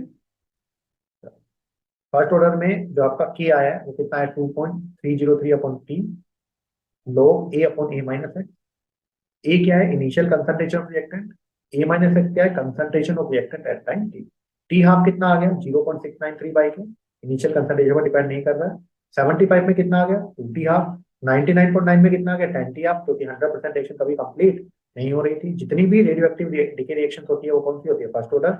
इसमें एक ग्राफ इंपॉर्टेंट है जो मैंने बनाया था, L N A minus x और टाइम के बीच में। तो इसका स्लोप कितना आ रहा है, -k, और इंटरसेप्ट कितना आ रहा है, एल एन ए, नीचे की तरफ जा रहा है। फर्स्ट ऑर्डर के लिए एटी इक्वल टू आया A0 e⁻−kt। और मैंने बताया ये जो एटी है वो कंसंट्रेशन ऑफ रिएक्टेंट है, और टाइम के बीच में ग्राफ खींच रहा हूँ। तो जीरो ऑर्डर में तो रिएक्टर की कंसंट्रेशन लीनियरली डिक्रीज हो रही थी, लेकिन फर्स्ट ऑर्डर में रिएक्टर की कंसंट्रेशन एक्सपोनेंशियली डिक्रीज हो रही है। डिग्री ऑफ डिसोसिएशन आया 1 - e⁻−kt। अगर T1 और T2 टाइम पर दिया हुआ है रिएक्टर की कंसंट्रेशन, तो T आएगा 2.303 अपॉन T2 माइनस टी। लोग T1 टाइम पर जो कंसंट्रेशन थी रिएक्टेंट की अपॉन T2 टाइम पर जो कंसंट्रेशन है, और एवरेज टाइम होता है 1/2, और वो करने पर आएगा 1.443 टी। हाँ, तो मुझे लगता है ये सभी बच्चों को समझ में आ गया है। तो सबसे इंपॉर्टेंट अपने के लिए क्या है, या तो जीरो ऑर्डर या फिर कौन सा है, फर्स्ट ऑर्डर। ये दोनों अच्छे से आप लोग करेंगे ना। सेकंड ऑर्डर में आपको पढ़ा रहा हूँ, लेकिन इतना इंपॉर्टेंट नहीं है। सेकंड ऑर्डर क्यों पढ़ा रहा हूँ, क्योंकि एनसीईआरटी में एक सीधा क्वेश्चन डाला हुआ पीछे। तो मतलब ये बोलना चाह रहा है कि भैया सेकंड ऑर्डर के लिए भी आप लोग क्या रहे, प्रिपेयर रहे, है ना। तो आप लोगों को याद रखना, डायरेक्ट फॉर्मुला याद कर ले, अब सारी आपको याद करने की जरूरत नहीं है, पर फिर भी मैंने यहाँ पर करवा दिया। देखो ए क्या बना रहा है, पी। इनिशियल कंसंट्रेशन क्या है बताओ रिएक्टर की, ए है 0, A-x। अब सेकंड ऑर्डर रिएक्शन है, तो कितना हो गया, R equal to K, A की पावर 2। आर क्या हो गया, dx/dt के, ए कितना हो गया, A-x की पावर 2। डिफरेंशियल इक्वेशन आ गया। अब एक टर्म को एक साथ कर लूंगा, तो dx अपॉन नीचे आ गया A-x² इक्वल टू ये dt इधर चला गया, के dt। Integrated road rate law equation निकालना है, तो इसका क्या कर दूंगा, इंटीग्रेशन। अब आपको पता है, मैंने आपको पहले आगे पढ़ा चुका हूँ, dx अपॉन A-x², इसका इंटीग्रेशन होता है 1 अपॉन A-x। के डी टी का क्या हो गया, के T plus C. T equal to zero पर वही सारा सेम चीजें कर रहे हैं, प्रोडक्ट कितना होगा, जीरो। वो डाटा रखा मैंने यहाँ पर, तो ये बना 1/a equal to k0 plus c, तो सी आ गया 1/a। इसका डाटा यहाँ पुट किया तो कितना आ गया, 1/a-x equal to k T plus सी, कितना आ गया, 1/a। तो यहाँ से के निकाल लो कि नहीं निकाल लो, तो के कितना आ गया यहाँ पर, 1/t into X upon A into A-। तो सेकेंड ऑर्डर रिएक्शन का जो half life, sorry, rate constant आ रहा है, सेकेंड ऑर्डर रिएक्शन का जो रेट कांस्टेंट आ रहा है वो कितना आ रहा है, 1/t X upon A into A-। तो किस तरीके से याद कर सकते हो, देखो मैं आप लोगों को बताता हूँ जो मैंने याद किया होगा। इस तरीके से याद कर सकते हैं, जब सेकंड ऑर्डर का रेट कांस्टेंट लिखना है तो प्रोडक्ट अपॉन रिएक्टेंट करना है। सेकंड ऑर्डर का रेट कांस्टेंट लिखना है तो प्रोडक्ट अपॉन रिएक्टेंट करना है। तो रेट कांस्टेंट जब लिखोगे तो 1/t तो लिख ही दो, और प्रोडक्ट का क्या था, एक्स, और रिएक्टेंट था या तो इनिशियल था ए, या टी टाइम पर था A-। तो सेकंड ऑर्डर का जब रेट कांस्टेंट लिखना है तो प्रोडक्ट अपॉन रिएक्टेंट कर लो। ऐसे याद करने का तरीका कर लो, तो 1/t करोगे ही करोगे। प्रोडक्ट ले रहे हैं यहाँ पर एक्स से, और रिएक्टेंट एक तो इनिशियल लिया था कंसंट्रेशन, और एक टी टाइम पर A-, तो हो गया ना 1/t X upon A into A-। तो इस तरीके से क्या कर सकते हो, याद कर सकते हो। हाफ लाइफ टाइम निकालना है, मतलब आधी रिएक्शन कंप्लीट हो गई, आधी रिएक्शन कंप्लीट हो गई तो एक्स की वैल्यू कितनी रख दोगे, आप सभी बच्चों को पता है। अगर आप लोग को टी 50% निकालना है, तो यहाँ पर एक्स का क्या ले लोगे, ए का 50%, तो मतलब कितना ले लोगे, A/2। यहाँ पर एक्स की वैल्यू A/2 रखकर सोल्व करोगे तो T50 कितना आ जाएगा, 1/k, कितना आ जाएगा, 1/k, कितना आ जाएगा, 1/। तो हाफ लाइफ टाइम जो है सेकंड ऑर्डर रिएक्शन का वो ए पर डिपेंड कर रहा है, और कैसे कर रहे हैं, इनवर्स प्रोपोर्शन है। तो हाफ लाइफ टाइम वो कैसा है, इनवर्स प्रोपोर्शन।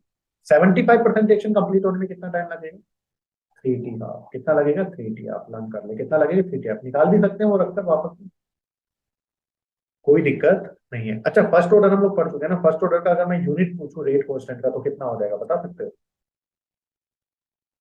हम ऊपर ही कर लेते हैं, ये जहाँ निकाला था,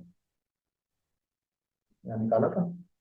तो यूनिट ऑफ के कितना आ जाएगा, यूनिट ऑफ के, तो ये मैंने अभी बताया, बार बार बता रहा हूँ, मोल की पावर 1 - n, लीटर की पावर n-1 सेकेंड इनवर्स। तो फर्स्ट ऑर्डर रिएक्शन तो n इक्वल टू कितना हो जाएगा बा, तो ए का यूनिट कितना आ जाएगा बताओ, 1 की पावर 1 जीरो, और जीरो की पावर, किसी की पावर जीरो कितना होता है 1, 1 - 1 जीरो, किसी की पावर जीरो कितना होता है 1, तो क्या बचा सेकेंड इनवर्स। तो जो फर्स्ट ऑर्डर रिएक्शन होता है उसका जो के का यूनिट होता है, रेट कांस्टेंट का यूनिट, वो कितना होता है सेकंड। अरे सेकंड ऑर्डर में वापस आया था, के कितना आया 1/t x/a × a - x, half life time आया 1/k, इनवर्स प्रोपोर्शन है, 75% में आया 3t। आप यूनिट निकाल सकते हो के का, अभी बताया, मोल की पावर 1 - n, लीटर की पावर n-1, और सेकंड इनवर्स। अब सेकंड ऑर्डर का निकालना है, किसका निकालना है, सेकंड ऑर्डर का, तो n की वैल्यू कितनी रखूंगा, 2, 2 रख दो। तो 1 - 2 कितना हो गया -1, आ गया मोल की पावर माइनस 2 - 1 कितना हो गया 1 लीटर, कर सकते हैं। और यहाँ पर क्या देखो, NO2 का ब्रेक होना है NO + O2 में, NO2 + F2 2NO2 है, ये भी सेकंड ऑर्डर रिएक्शन है, और H2 + I2 2HI, उसका उल्टा पता था 2HI फूट रहा है अगर गोल्ड की प्रेजेंस में, तो जीरो ऑर्डर रिएक्शन था। लेकिन H2 + I2 2HI बना रहा है, वो कौन सा ऑर्डर रिएक्शन है, सेकंड ऑर्डर रिएक्शन है। एक दो बार देखिए चीजें क्या हो जाएगी, याद हो जाएंगे। ग्राफ पर आते हैं, तो सेकंड ऑर्डर रिएक्शन में क्या किया था, R इक्वल टू की ए की पावर 2, अभी सेकंड ऑर्डर रिएक्शन है कि नहीं है। तो यहाँ पर मैं क्या कर रहा हूँ, ग्राफ मैंने खींचा रेट में और कंसंट्रेशन का स्क्वायर। तो यहाँ पर देखो रेट है और ये है कंसंट्रेशन का स्क्वायर, तो रेट और कंसंट्रेशन का स्क्वायर ये तो डायरेक्टली प्रोपोर्शन है। ग्राफ में रेट और कंसंट्रेशन में नहीं खींच रहा हूँ, रेट और कंसंट्रेशन के स्क्वायर में खींच रहा हूँ, ये दोनों तो डायरेक्टली प्रोपोर्शन में आ जाएगा। नेक्स्ट देखो, टी हाफ क्या था इसमें, इनवर्सली प्रोपोर्शनल टू ए था, ये लिखा हुआ इनवर्सली प्रोपोर्शनल टू ए। तो इसको बोल सकते हो या तो टी हाफ ए के तो इनवर्सली प्रोपोर्शनल, लेकिन 1/a के क्या हो गया डायरेक्टली प्रोपोर्शनल। जो टी हाफ है वो 1/a के तो डायरेक्टली प्रोपोर्शनल है, ए के इनवर्सली प्रोपोर्शनल है, लेकिन 1/a के क्या आ रहा है डायरेक्टली प्रोपोर्शनल। जो हाफ लाइफ टाइम है वो 1/a के तो डायरेक्टली प्रोपोर्शनल आ रहा है ना बच्चों, ए के इनवर्सली प्रोपोर्शनल आ रहा है, लेकिन 1/a के डायरेक्टली प्रोपोर्शनल आ रहा है। तो मैंने यहाँ पर देखो क्या खींचा है, टी हाफ और ए के बीच में ग्राफ नहीं खींचा, टी हाफ और 1/a के बीच में ग्राफ खींचा है, और टी हाफ और 1/a तो दोनों डायरेक्टली प्रोपोर्शनल, ए में खींचता तो इनवर्सली प्रोपोर्शनल, रेक्टेंगुलर हाइपरबोला आ जाता है ना। और लास्ट ग्राफ है 1/a - x और टी में, ये बहुत इंपॉर्टेंट है, ये अच्छे से देखें। तो 1/a - x सेकंड ऑर्डर के लिए क्या था, 1/a - x equal to k T plus 1/a, हालांकि मैंने के याद करवाया आप लोगों को, 1/t x/a × a - x, ये आया कहाँ से, ये इसी इक्वेशन से आया था जो मैंने ऊपर किया होगा, आप लोग देख सकते हैं अगर आपने नोट किया होगा। तो यहाँ पर 1/a - x को कहाँ लिखा है मैंने, वाई एक्सिस पर, और टाइम को कहाँ लिखा है, एक्स एक्सिस पर। तो ग्राफ बन गया y equal to mx plus c, तो mx प्लस c का ऊपर की तरफ जाता है। अब m क्या है यहाँ पर देखो k, और इंटरसेप्ट कितना आ रहा है 1/, ठीक है। तो ये आप लोग ग्राफ खींच सकते हैं, 1/a - x को टाइम के बीच में ग्राफ खींचा तो वो ऐसा जाए। ये ग्राफ आप लोगों को मैं अभी थोड़ी देर बाद याद करवा दूंगा नेक्स्ट लेक्चर में, तो आपको इतना ज्यादा स्ट्रेस लेने की जरूरत ही नहीं है सेकंड ऑर्डर में, है ना। अब देखिए सही बच्चे यहाँ पर, तो सेकंड ऑर्डर में अभी ये तो आप लोगों को समझ में आ गया है, इसमें तो कोई प्रॉब्लम नहीं है। अभी देखो रिएक्टेंट किस में कन्वर्ट हो रहा था, प्रोडक्ट में, तो आर इक्वल टू की ए का स्क्वायर था ना, ये हम लोगों ने कर दिया। अब एक और चीज देखो यहाँ पर सही बच्चे, if concentration is different, sir क्या कहना चाह रहे हो, जैसे मैंने यहाँ पर लिखा ए प्लस बी क्या बना रहा है, प्रोडक्ट बना रहा है, देखना आप अच्छे से, इसका कंसंट्रेशन कितना है ए, इसका कंसंट्रेशन कितना है बी, और प्रोडक्ट कितना इनिशियली जीरो। अब मैंने कहा एक्स कन्वर्ट हो गया, तो बताओ ये कितना बचा, ए माइनस है, ये कितना बचा बी माइनस है, और ये क्या बन गया है। अब रेट लिखना है तो are is equal to K, A की पावर 1, रिएक्टेंट ए और बी है तो ए की पावर 1 और बी की पावर 1, ये मैंने कर दिया।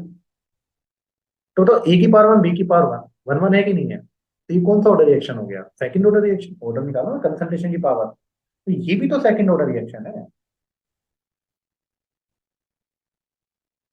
तो आर क्या हो गया, dx by dt equal to K, A की कंसंट्रेशन क्या है टी टाइम पर, ए माइनस है, तो बी की लिखते हैं बी माइनस, अभी तो चेंज ही हो गया। अभी तक मैं लिखता आ रहा था dx by dt equal to K, ये दोनों सेम बन रहा था तो ए माइनस एक्स का स्क्वायर लिखा था।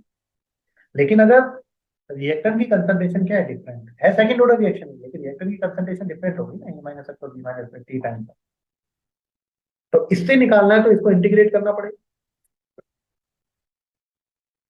इसके इंटीग्रेशन से क्या आएगा, इंटीग्रेट करने की जरूरत नहीं, क्योंकि इंटीग्रेट करने में काफी टाइम लगने वाला है, जो कि अपने एग्जाम की रिक्वायरमेंट ही नहीं है। क्लियर है? तो इसको इंटीग्रेट करने पर आप डायरेक्ट लर्न कर लो कि ऑन इंटीग्रेटिंग ये जो आएगा वो कितना आएगा, 2.303 upon T A minus B log B A minus X upon A B minus X. आपको लगेगा सर ये तो कितना अजीब है, ये तो याद ही नहीं होना है ना, ये तो कितना बड़ा सा, ये कैसे याद करेंगे। तो आपको ये पता लगे एक तो सेकंड ऑर्डर रिएक्शन और यहाँ पर कंसंट्रेशन डिफरेंट है ना। तो जब सेकंड ऑर्डर रिएक्शन में कंसंट्रेशन डिफरेंट हो, जब सेकंड ऑर्डर रिएक्शन में कंसंट्रेशन क्या हो, डिफरेंट हो, तो जो के का फॉर्मूला बनता है ना वो इतना याद करो, फर्स्ट ऑर्डर जैसा बनता है। किसके ऑर्डर जैसा बनता है, फर्स्ट ऑर्डर जैसा। तो फर्स्ट ऑर्डर के का फॉर्मूला तो आपको याद होगा, 2.303 अपॉन टी लो ए अपॉन ए माइनस है। तो वैसे ही बना है कुछ कुछ।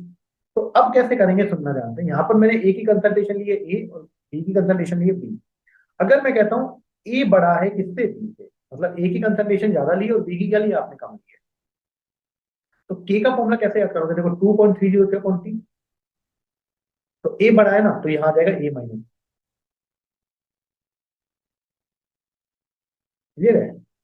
फिर कैसे करोगे, देखो मैं यहाँ पर साइड में आप लोगों को याद करवा, आपको ये पता लगे अगर कंसंट्रेशन डिफरेंट हो तो जो आपका सेकंड ऑर्डर का फॉर्मूला बनेगा के का वो फर्स्ट ऑर्डर जैसा होगा। तो इसको याद कैसे करोगे, देखो आप लोग फर्स्ट ऑर्डर का फॉर्मूला लिख देते हैं, 2.303 अपॉन टी लोग ए अपॉन ए माइनस। तो ऐसा ही कुछ बनेगा। तो मैंने कहा ए अगर क्या है बी से बड़ा, तो कैसे याद करोगे, सेकंड ऑर्डर के लिए ए इक्वल टू 2.303 अपॉन टी, ए बड़ा है तो यहाँ लिख दो ए माइनस टी लो। कौन बड़ा है, ए। तो ए बड़ा है तो लिख दो A minus X upon B minus X. Clear, A बड़ा था ना तो पहले ऊपर कौन आ गया, A minus X upon B minus x. अब ए लिख दिया तो यहाँ लिख दो बी, यहाँ बी लिख दिया तो यहाँ क्या लिख दो। अगर बी बड़ा होता है ए से, ए क्या बनता है, 2.303 अपॉन टी, बी बड़ा है ना तो क्या लिख देता, बी माइनस ए लो। अब बी बड़ा है तो यहाँ लिख दो बी माइनस एक्स अपॉन ए माइनस एक्स। बी बड़ा है ना, बी लिख दिया तो यहाँ ए आ गया, ए लिख दिया तो यहाँ। तो इस तरीके से आप लोग सेकंड ऑर्डर रिएक्शन में जब कंसंट्रेशन डिफरेंट हो तो उसका फॉर्मूला याद कर सकते हैं। मेडिकल एग्जाम में जनरली अगर आप लोगों से इससे क्वेश्चन आया तो ज्यादा से ज्यादा ये फॉर्मूला पूछ सकता है, वैल्यू बेस्ड क्वेश्चन नहीं आएगा। लेकिन आईआईटी एडवांस वाले तो कुछ भी कर सकते हैं। क्लियर है? तो इस पर क्वेश्चन भी दे सकते हैं। लेकिन अगर मेडिकल में आता है तो फॉर्मूले से ज्यादा कुछ नहीं आएगा, मुझे नहीं लगता इस पर आपको न्यूमेरिकल प्रॉब्लम देगा। ठीक है? तो सेकंड ऑर्डर रिएक्शन में आप लोगों को करना क्या है वो हम लोग यहाँ पर देखते हैं ना। तो अगर आप लोगों के पास कौन सा ऑर्डर रिएक्शन है, सेकंड ऑर्डर रिएक्शन, तो सबसे पहले हम लोग क्या याद करते हैं, के, है ना। वापस से हम लोग एक दो बार याद कर लेते हैं, चीजें याद हो जाएगी। तो सेकंड ऑर्डर रिएक्शन है तो के कितना आया था अपना, 1/t X upon A into A minus x. T half आया था 1/k, टी 75 आया था 3t हाफ, है ना। ग्राफ 1/a माइनस एक्स तो टाइम में ऊपर की तरफ जा रहा है और मैं अभी याद करवा दूंगा, वो कोई बड़ी बात नहीं है। अगर डिफरेंट कंसंट्रेशन है तो बता दिया आपको, ए बड़ा है बी से तो ए माइनस बी, ऊपर चला जाएगा ए माइनस एक्स, नीचे आ जाएगा बी माइनस एक्स, ए लिख दिया तो बी, बी लिख दिया तो ए। तो इस तरीके से आप लोग इनको क्या कर सकते हैं, सोल्व कर सकते हैं। तो एक बार आप लोग ये पूरा लिखेंगे, जीरो ऑर्डर, फर्स्ट ऑर्डर और सेकंड ऑर्डर पूरा लिखें, और फिर एक बार क्या करें, आप लोग फॉर्मूले साइड में लिख दें। तो एक दो बार बोलेंगे तो चीजें क्या हो जाएंगी, याद हो जाएंगे। क्लियर? अब देखो कुछ क्वेश्चन कराते हैं, फिर मैं आगे भी क्वेश्चन कराऊंगा, तो थोड़े बहुत क्वेश्चन हम लोग यहाँ पर ले लेते हैं। आपको पता लग गया ए क्या था। अब मैं आपको ये बता चुका हूँ, ये थोड़ा सा आप लोग याद करें क्योंकि आपको लैंग्वेज पढ़ना अच्छे से, है ना। ये था ए, ये था जीरो, ये था ए माइनस एक्स और ये क्या था एक्स। इनिशियल कंसंट्रेशन थी ए, टी टाइम पर ए माइनस एक्स, और प्रोडक्ट की टी टाइम पर कंसंट्रेशन कितनी है, एक्स। क्लियर? तो अभी जैसे जैसे टाइम निकल रहा है, जैसे जैसे देखो हम लोग चैप्टर जब स्टार्ट करते हैं ना, कोई भी हम लोग चीजें स्टार्ट करते हैं तो सिलेबस कम होता है तो हम लोगों को बहुत अच्छे से कवर होता है ना। लेकिन जैसे जैसे टाइम बढ़ता जाता है और सिलेबस आगे की तरफ चलता है तो पीछे वाला सिलेबस हम लोग भूलने लगते हैं। क्लियर है? और फिर हमारे माइंड में कहीं पर वो ब्लॉक हो जाता है, वो टेंशन हो जाती है हमें, यार पीछे वाला सिलेबस कैसे रिवाइज करें। तो ट्राई करें सभी बच्चे, जो सिलेबस अभी चल रहा है उसको बहुत अच्छे से आप लोग बनाएं। ऐसा ना हो कि अभी ये सिलेबस छोड़कर पीछे वाला सिलेबस हम लोग कर रहे हैं। जो आपका रनिंग सिलेबस होता है ना उसको बहुत अच्छे से बनाइए, और पीछे वाले के लिए टाइम आप लोग निकाल कर रखें यार इस वीक में ये हम लोगों को 4 घंटे पीछे वाले सिलेबस के लिए देना है। पढ़ते वक्त हमको पीछे वाली सिलेबस की टेंशन नहीं लेनी है, नहीं तो ये भी नहीं होगा फिर अच्छे से, है ना। इसको इतना अच्छा बनाओ कि दोबारा पढ़ने की जरूरत ना पड़े। और पढ़ने का तरीका मैं बार बार बता चुका हूँ सभी बच्चों को, है ना। जैसे अभी मैंने पहले लेक्चर लिया था केमिकल काइनेटिक का, तो वो पहला लेक्चर अच्छे से पढ़ लिया। फिर दूसरा जब मैंने लेक्चर लिया तो पहला और दूसरा दोनों लेक्चर अच्छे से पढ़े। जब मैंने तीसरा लेक्चर अब पढ़ा रहा हूँ तो पहला दूसरा और तीसरा लेक्चर अच्छे से करें। तो पहला लेक्चर अब बताओ कितनी बार हो चुका है, 3 बार। अब आप लोग जब चौथी बार पढ़ोगे तो आपको पढ़ने की जरूरत नहीं होगी, पेज पढ़ लो। तो जब भी एक चैप्टर चल रहा होता है तो आज का लेक्चर पहले आज रिवाइज करोगे, फिर पिछला पूरा पढ़कर आओगे, ताकि जब चीजें बार बार होंगी तो नोट अच्छे से याद होंगे। और जितना अच्छे से आपको नोट याद होंगे आपको कॉन्फिडेंस सब्जेक्ट में उतना ही आएगा। आप लोग जब भी कोई इंस्टीट्यूट का पैकेज सोल्व कर रहे होंगे या फिर अपनी एनसीईआरटी के क्वेश्चन सोल्व कर रहे होंगे तो आपको कॉन्फिडेंस आएगा, वो चीजें जल्दी सोल्व हो जाएंगी क्योंकि दिमाग में बैठा हुआ है ना।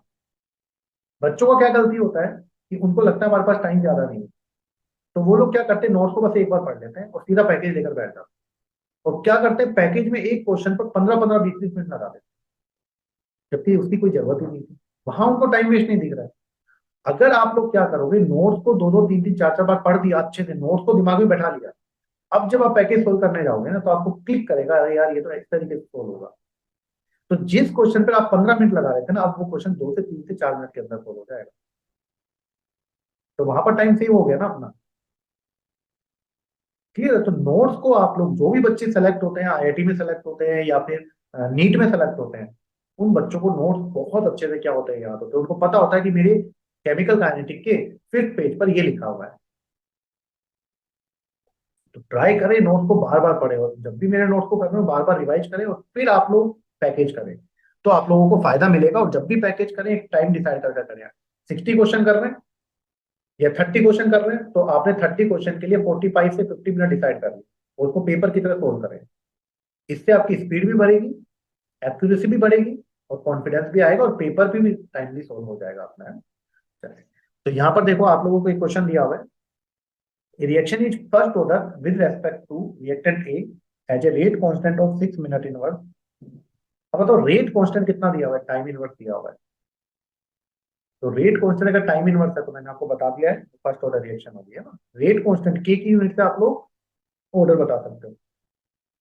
If we start with initial concentration 0.5 mole per litre, when will A reach the value of 0.05 mole per litre. तो कहता है कि जो रिएक्टेंट है ना उसकी इनिशियल कंसंट्रेशन कितनी है, 0.5। और क्या पूछा हुआ है, if we start this when will A reach the, तो आपको वो टाइम बताना है जब जो रिएक्टेंट है वो कितना हो जाए, 0.05, है ना। तो वापस से देखो मैं क्या कहना चाह रहा हूँ, एक रिएक्शन हो रही है जिसमें ए क्या बना रहा है, पी बना रहा है, रिएक्टेंट क्या बना रहा है, पी बना रहा है।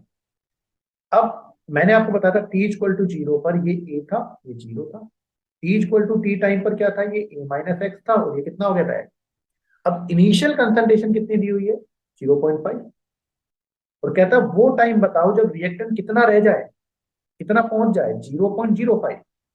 तो यहाँ पर a माइनस एक्स की वैल्यू कितनी दी हुई है, 0.05। तो आपको क्वेश्चन पढ़ना आना चाहिए कि रिएक्टेंट 0.5 था, और आपको वो टाइम बताना है जब वो कितना पहुंच गया, 0.05। ए माइनस एक्स की वैल्यू कितनी दी हुई, 0.05। अब आपको पता लग गया फर्स्ट ऑर्डर रिएक्शन। तो फर्स्ट ऑर्डर रिएक्शन के लिए क्या होगा बताओ। तो फर्स्ट ऑर्डर रिएक्शन अगर है तो यहाँ पर बताओ के क्या होगा, ये होता है 2.303 अपॉन टी लॉग ए अपॉन ए माइनस एक्स। अब के की वैल्यू कितनी है, रेट कांस्टेंट की 6 मिनट इनवर्स। तो मतलब के की वैल्यू अगर मिनट इनवर्स में रखना है तो टाइम मिनट में आएगा ना, ऑब्वियस सी बात है। 2.303 अपॉन टी लॉग ए की वैल्यू कितनी है, 0.5 अपॉन ए माइनस एक्स की वैल्यू कितनी है, 0.05। तो पहला क्वेश्चन मैंने ये बनाया है कि आपको इनिशियली 0.5 था, तो वो टाइम बताओ जब रिएक्टेंट कितना रह जाएगा, 0.05। तो ए माइनस एक्स क्या हो ना, रिएक्टेंट जो रह जाएगा टी टाइम पर। तो यहाँ से टाइम आ जाएगा कि नहीं आ जाएगा, तो इसको आप लोग सोल्व करोगे तो यहाँ से आप लोग टाइम निकाल लेना, लगभग आएगा शायद 3.83 मिनट, है ना। तो आप लोग इस तरीके से इसको सोल्व कर सकते हैं। सेकंड क्वेश्चन देखो। एक रिएक्शन हो रही है, N2O5 किसमें टूट रहा है, NO2 प्लस O2। मैंने कहा था N2O5 का जो डिकम्पोजिशन है वो कौन सा ऑर्डर रिएक्शन है, फर्स्ट ऑर्डर रिएक्शन। अब इसका रेट कांस्टेंट कितना दिया हुआ है, इतना। कंसंट्रेशन जो दी हुई है N2O5 की वो कितनी दी हुई है, इतनी। और आपको पूछा find the rate of reaction. अब देखो फर्स्ट ऑर्डर रिएक्शन का रेट क्वेश्चन के दिया हुआ है, कंसंट्रेशन दी हुई है, रेट पूछी हुई है। तो फर्स्ट ऑर्डर रिएक्शन में रेट और कंसंट्रेशन में कोई फॉर्मूला पड़ा है, yes sir. First order reaction के लिए जो रेट होती है, फर्स्ट ऑर्डर रिएक्शन की जो रेट होती है वो कितनी होती है, N2O5 की पावर वन। ये तो फर्स्ट ऑर्डर रिएक्शन है। जो रेट ऑफ रिएक्शन होता है वो डायरेक्टली प्रोपोर्शनल होता है first order of concentration of reactant. तो आपको पता लग गया ना, यूनिट सेकंड इनवर्स है। तो यूनिट अगर टाइम इनवर्स हो रेट कांस्टेंट की तो वो फर्स्ट ऑर्डर रिएक्शन होता है। तो यूनिट देखकर मुझे पता लगा, यूनिट यहाँ पर सेकंड इनवर्स थी ना। तो मैं आपको बता देता हूँ, अगर यूनिट क्या है, मैं आपको बार बार बता चुका हूँ, यूनिट ऑफ के। इसको अच्छे से आप लोग ऑब्जर्व करें। अगर यूनिट है मोल लीटर इनवर्स और सेकंड इनवर्स तो ऑर्डर होगा जीरो। यूनिट है सेकंड इनवर्स तो ऑर्डर क्या होगा, फर्स्ट। और यूनिट है मोल की पावर वन माइनस, मोल की पावर माइनस वन लीटर और सेकंड इनवर्स तो वो होगा सेकंड ऑर्डर रिएक्शन। ये तीन चीज तो याद होनी चाहिए आप लोगों को। अब मैंने यूनिट देखी, तो यूनिट देखकर आपको पता लगा कौन सा ऑर्डर रिएक्शन है, फर्स्ट ऑर्डर रिएक्शन। तो ऑर्डर फर्स्ट है ना, तो रिएक्टेंट की पावर कितनी होगी, वन। तो रेट और कंसंट्रेशन में रिलेशन हो गया। तो रेट इक्वल टू क्या हो गया, के कितना है, 6.2 इंटू 10⁻⁻⁴। और कंसंट्रेशन कितनी है, 1 तो ये आ गया रेट। और रेट की यूनिट तो हमेशा कोई सा भी ऑर्डर हो क्या होगा, मोल लीटर इनवर्स। और यहाँ सेकंड इनवर्स और सेकंड टाइम इनवर्स होता है, टाइम इनवर्स वो मिनट इनवर्स होता है, वो मिनट इनवर्स, ईयर्स इनवर्स होता है, ईयर टाइम कुछ भी हो सकता है। तो इस तरीके से आप लोग कर सकते हैं। नेक्स्ट क्वेश्चन देखो, आपको दिया हुआ है the rate constant for a zero order reaction is this. अब जीरो ऑर्डर दे दिया तो कोई दिक्कत ही नहीं, के की वैल्यू दी हुई, जो भी डाटा दिया हो ना उसको लिख लो। तो आपके पास जीरो ऑर्डर है, तो जीरो ऑर्डर का डाटा दिया हुआ है किसका, के का। तो के कितना है यहाँ पर, 2 × 10⁻⁻²। If the concentration of reactant after 25 second, 25 second बाद रिएक्टेंट की कंसंट्रेशन दी हुई है, तो टी टाइम पर रिएक्टेंट की कंसंट्रेशन होती थी A-X। तो T इक्वल टू 25 सेकेंड पर रिएक्टेंट कंसंट्रेशन ऑफ रिएक्टेंट क्या होता है, टी टाइम पर A-X। वो कितना दिया हुआ, 0.25। तो आपसे इनिशियल कंसंट्रेशन मतलब क्या पूछा हुआ है। अब मुझे बताओ आप, T इक्वल टू क्या होता है जीरो ऑर्डर के लिए, फॉर जीरो ऑर्डर रिएक्शन। तो आपको डाटा आपको समझ में आना चाहिए दिया क्या है। के इक्वल टू क्या होता है, x/t। अब के कितना है अपना, 2 × 10⁻⁻² इक्वल टू एक्स अपॉन कितने टाइम पर, 25 सेकेंड पर। एक्स होता है कंसंट्रेशन ऑफ प्रोडक्ट। तो यहाँ से एक्स कितना आ गया, तो यहाँ से एक्स निकालोगे तो मल्टीप्लाई हो जाएगा 25, 25 इंटू 2 × 10⁻⁻, कितना आ गया 50, मतलब 0.5 एम आ गई, कंसंट्रेशन आ गई। तो मुझे बताओ, अब मुझे बताओ A-X इक्वल टू आपके पास कितना है, 0.25। और x की वैल्यू कितनी आ गई आपके पास, 0.5। तो यहाँ रख दो A-0.5 इक्वल टू 0.25। तो इनिशियली कितना रहा होगा, 0 पॉइंट,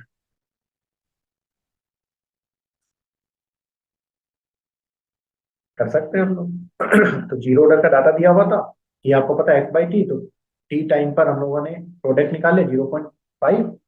अब बचाओ टी टाइम पर बचा हुआ कितना है, 0.25 रिएक्टेंट। तो प्रोडक्ट बन गया 0.5, तो इनिशियली कितना रहा होगा, 0.75। इस तरीके से क्वेश्चन क्या कर सकते हैं आप लोग, सोल्व कर सकते हैं।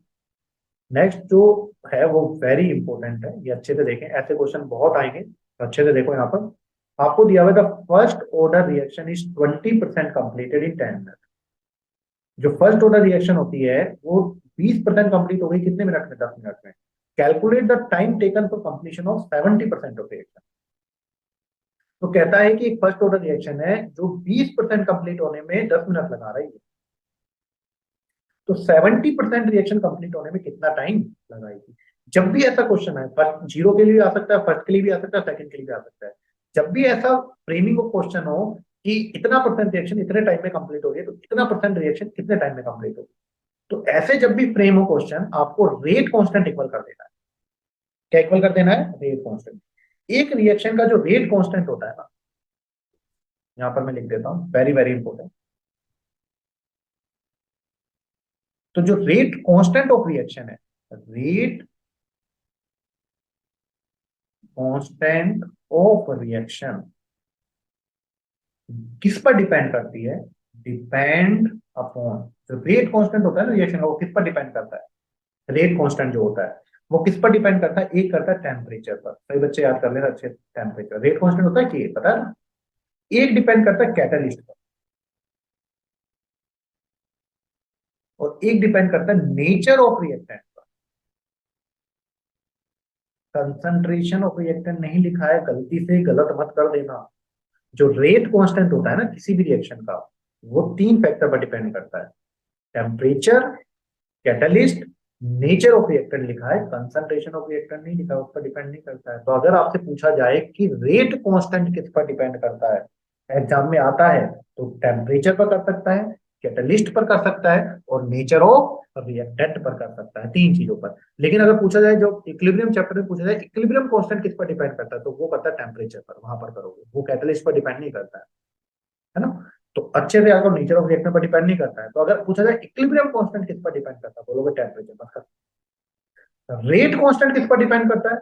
आप लोग बोलोगे सर टेम्परेचर पर भी कर सकता है, कैटलिस्ट पर भी कर सकता है, और नेचर ऑफ रिएक्शन पर भी कर सकता है। अगर ये चेंज नहीं हो रहे हैं, तो रेट कांस्टेंट रिएक्शन का चेंज नहीं होगा, ये चेंज नहीं होगा। तो जब भी ऐसा रिएक्शन, ऐसा क्वेश्चन आए कि 20% रिएक्शन इतने टाइम में कंप्लीट हो रही है, तो सर इतने परसेंट रिएक्शन कितने टाइम में कंप्लीट होगी, तो क्या कर दोगे? के इक्वल कर दो। अब देखो यहाँ पर मैं लिखता हूँ फॉर फर्स्ट ऑर्डर रिएक्शन। सबसे पहले फर्स्ट ऑर्डर रिएक्शन का जो टी आता है वो कितना होता है? 2.303 upon T log a upon A minus. मैंने कहा कि इतना परसेंट रिएक्शन इतने टाइम में, तो इतना परसेंट रिएक्शन कितने टाइम में कंप्लीट होगा, क्या इक्वल कर दो टी।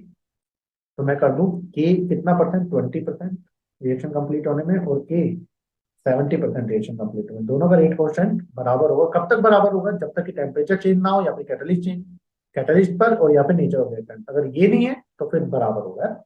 अब देखो कितना, 20% रिएक्शन कंप्लीट हो गई, तो मैंने मान लिया यहाँ पर let initial concentration of reactant कितनी है? 100। इनिशियल कितना है? 100। कितना है? अब मुझे बताओ 20% रिएक्शन कंप्लीट हो गई, तो 100 का 20% कितना हो गया? 20। तो प्रोडक्ट तो बन गया 20, और बचा कितना रिएक्टेंट? 80 तो बचा। तो अगर 20% रिएक्शन कंप्लीट हो रही है, तो 20% प्रोडक्ट बन गया ना। तो 100 का 20% क्या हो गया? 20 हो गया। तो 20 तो प्रोडक्ट बन गया, तो रिएक्टेंट कितना बचा? जो ए माइनस एक्स बचा वो कितना बचा? 80 बचा कि नहीं बचा? क्लियर है? तो ये किस तरीके से करोगे आप लोग देखो। मैंने लिखा 2.303 अपॉन कितना? T80 लोग, नहीं 20 है ना, 20 लिखोगे ना। 20% रिएक्शन कंप्लीट हो रही है, यहाँ पर कितना लिखोगे? T20, तो ए अपॉन ए माइनस है, equal to 2.303 upon 70% reaction complete हो गई है, लो ए अपॉन ए माइनस है। अब मुझे बताओ 2.303, 20% रिएक्शन कंप्लीट होने में कितना टाइम लगा? 10 मिनट। लो ए कितना मान लिया मैंने? 100। ए माइनस एक्स क्या होता है? ए माइनस एक्स होता है जो रिएक्टेंट बचा हुआ है। अब मुझे बताओ 20% रिएक्शन कंप्लीट हो गई, तो प्रोडक्ट तो बन गया 20, तो बचा हुआ कितना है? 80। ये समझ में आया? ये इनिशियल कंसंट्रेशन ऑफ रिएक्टेंट होती है, और ए माइनस होता है concentration of reactant at time T, T time पर जो रिएक्टेंट बचा हुआ है। अब 20% रिएक्शन कंप्लीट हो गई है, तो 20 तो प्रोडक्ट बन गया है ना, तो बचा कितना है reactant? 80, equal to 2.303 upon T. 70% reaction complete होने में टाइम निकालना है। लो ए को कितना माना? 100। अब मुझे बताओ 70% रिएक्शन कंप्लीट हो गई, तो 100 का 70% 70 हो गया ना, तो प्रोडक्ट बन गया 70। तो रिएक्टेंट कितना बचा हुआ है? 30। तो ए माइनस है वो रिएक्टेंट जो बचा हुआ है टी टाइम पर, कितना होगा? 30। यहाँ टी 70 आ जाएगा कि नहीं आ जाएगा? निकाल लोगे। लोग सोल्व करना मैंने आपको सिखा दिया, तो अच्छे से सोल्व करके यहाँ पे क्या निकाल लो? टी 70। जिसको भी लोग सोल्व करना नहीं आता, वो मेरे वीडियो जाकर देख सकता है। लोग के मुश्किल से 20-25 मिनट का वीडियो है, पर उससे आपको पूरा लोग एंटी लोग क्या हो जाएगा? क्लियर हो जाएगा, है ना। सेम यही क्वेश्चन है सेकंड ऑर्डर के लिए। तो मैंने बोला सेकंड ऑर्डर रिएक्शन पूरा लिख लो। 20% कंप्लीट हो रहा है कितने मिनट में? 10 मिनट में। तो आपको बताया 70% रिएक्शन कितने कंप्लीट होगा, तो आप लोग क्या कर दोगे? सेकंड ऑर्डर है, क्या कर दोगे? K20 इक्वल टू क्या कर दोगे? K70। लेकिन अब सेकंड ऑर्डर का फॉर्मूला क्या होता है? वो लिखोगे 1/T X upon A into A minus x, है ना। ए इंटू ए माइनस एक्स हो जाएगा। अब देखो 20% रिएक्शन कंप्लीट हो गई। तो देखो यहाँ पर क्या किया मैंने, 1/t कितना हो गया, टाइम कितना लग रहा है बताओ 20% रिएक्शन कंप्लीट होने में, 10 मिनट। तो 1/10 इंटू एक्स क्या होता है, प्रोडक्ट की कंसंट्रेशन, 20% रिएक्शन कंप्लीट हो गया। मैंने लेट यहाँ पर भी मान लिया, लेट ए इक्वल टू कितना, ए को मैंने मान लिया इनिशियल कंसंट्रेशन को 100, लेट ए इक्वल टू 100, है ना। तो 20% रिएक्शन कंप्लीट हो गई ना, तो एक्स कितना बन गया, यहाँ पर एक्स आ रहा है ना, एक्स अपॉन ए, तो एक्स हो गया 20 upon A into A minus x, इसको ए इंटू ए माइनस एक्स से लिख, ताकि दिक्कत नहीं। तो ए कितना लिया मैंने, 100। अब प्रोडक्ट 20 बन गया तो बचा कितना, ए आ गया ना, इक्वल टू 1/t 70 निकालना है।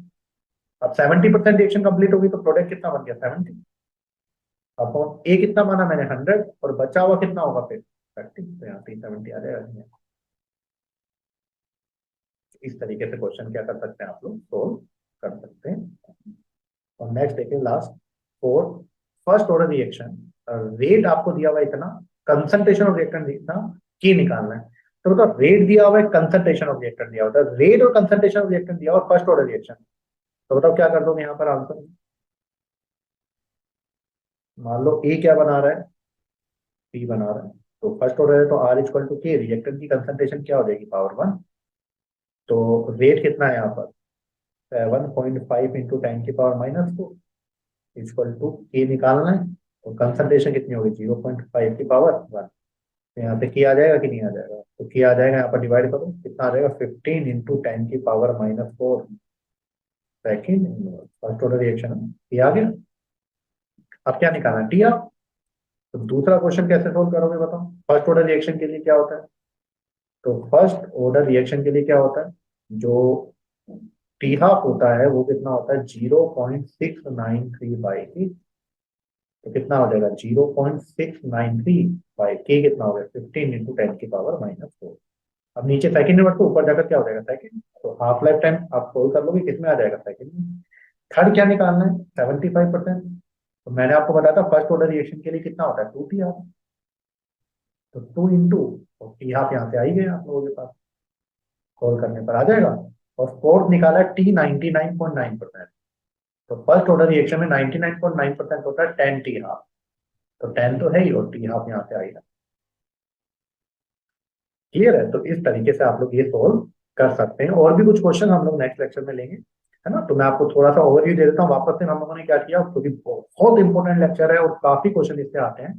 तो जीरो ऑर्डर का के था x/t, हाफ लाइफ टाइम था a/2 के, 75% रिएक्शन में काम आ रहा था, टाइम लग रहा था 3/2 टी हाफ, और 100% में हो रहा था 2 टी। फर्स्ट ऑर्डर पढ़ा, उसका के आया 2.303 upon T log a upon a minus x. Half life time आया 0.693 के, इनिशियल कंसंट्रेशन पर डिपेंड नहीं कर रहा था। 75% रिएक्शन में काम आया, टाइम आया 2 टी हाफ, और 99.9 में आया 10 टी हाफ। 100% रिएक्शन कभी कंप्लीट नहीं होती, जितनी भी रेडियो एक्टिव रिएक्शन होती है वो कैसी होती है, फर्स्ट ऑर्डर, है ना। सेकंड ऑर्डर रिएक्शन में के कितना आया, 1/t X upon A into A minus x. Half life time आया था 1/k, 1/k, 1/k, और 75 में आया था 3 टी का। तो आप लोग ये लेक्चर को देखें और एक बार अच्छे से करें, है ना। और अच्छा लगता है तो लाइक शेयर और सब्सक्राइब करें, ज्यादा से ज्यादा इसको शेयर करें, ताकि और भी बच्चे इसका क्या उठा सके, बेनिफिट उठा सके, और हम आगे भी और अच्छे अच्छे वीडियो यहाँ पर आप लोगों को प्रोवाइड कर सकें। चलिए, थैंक यू।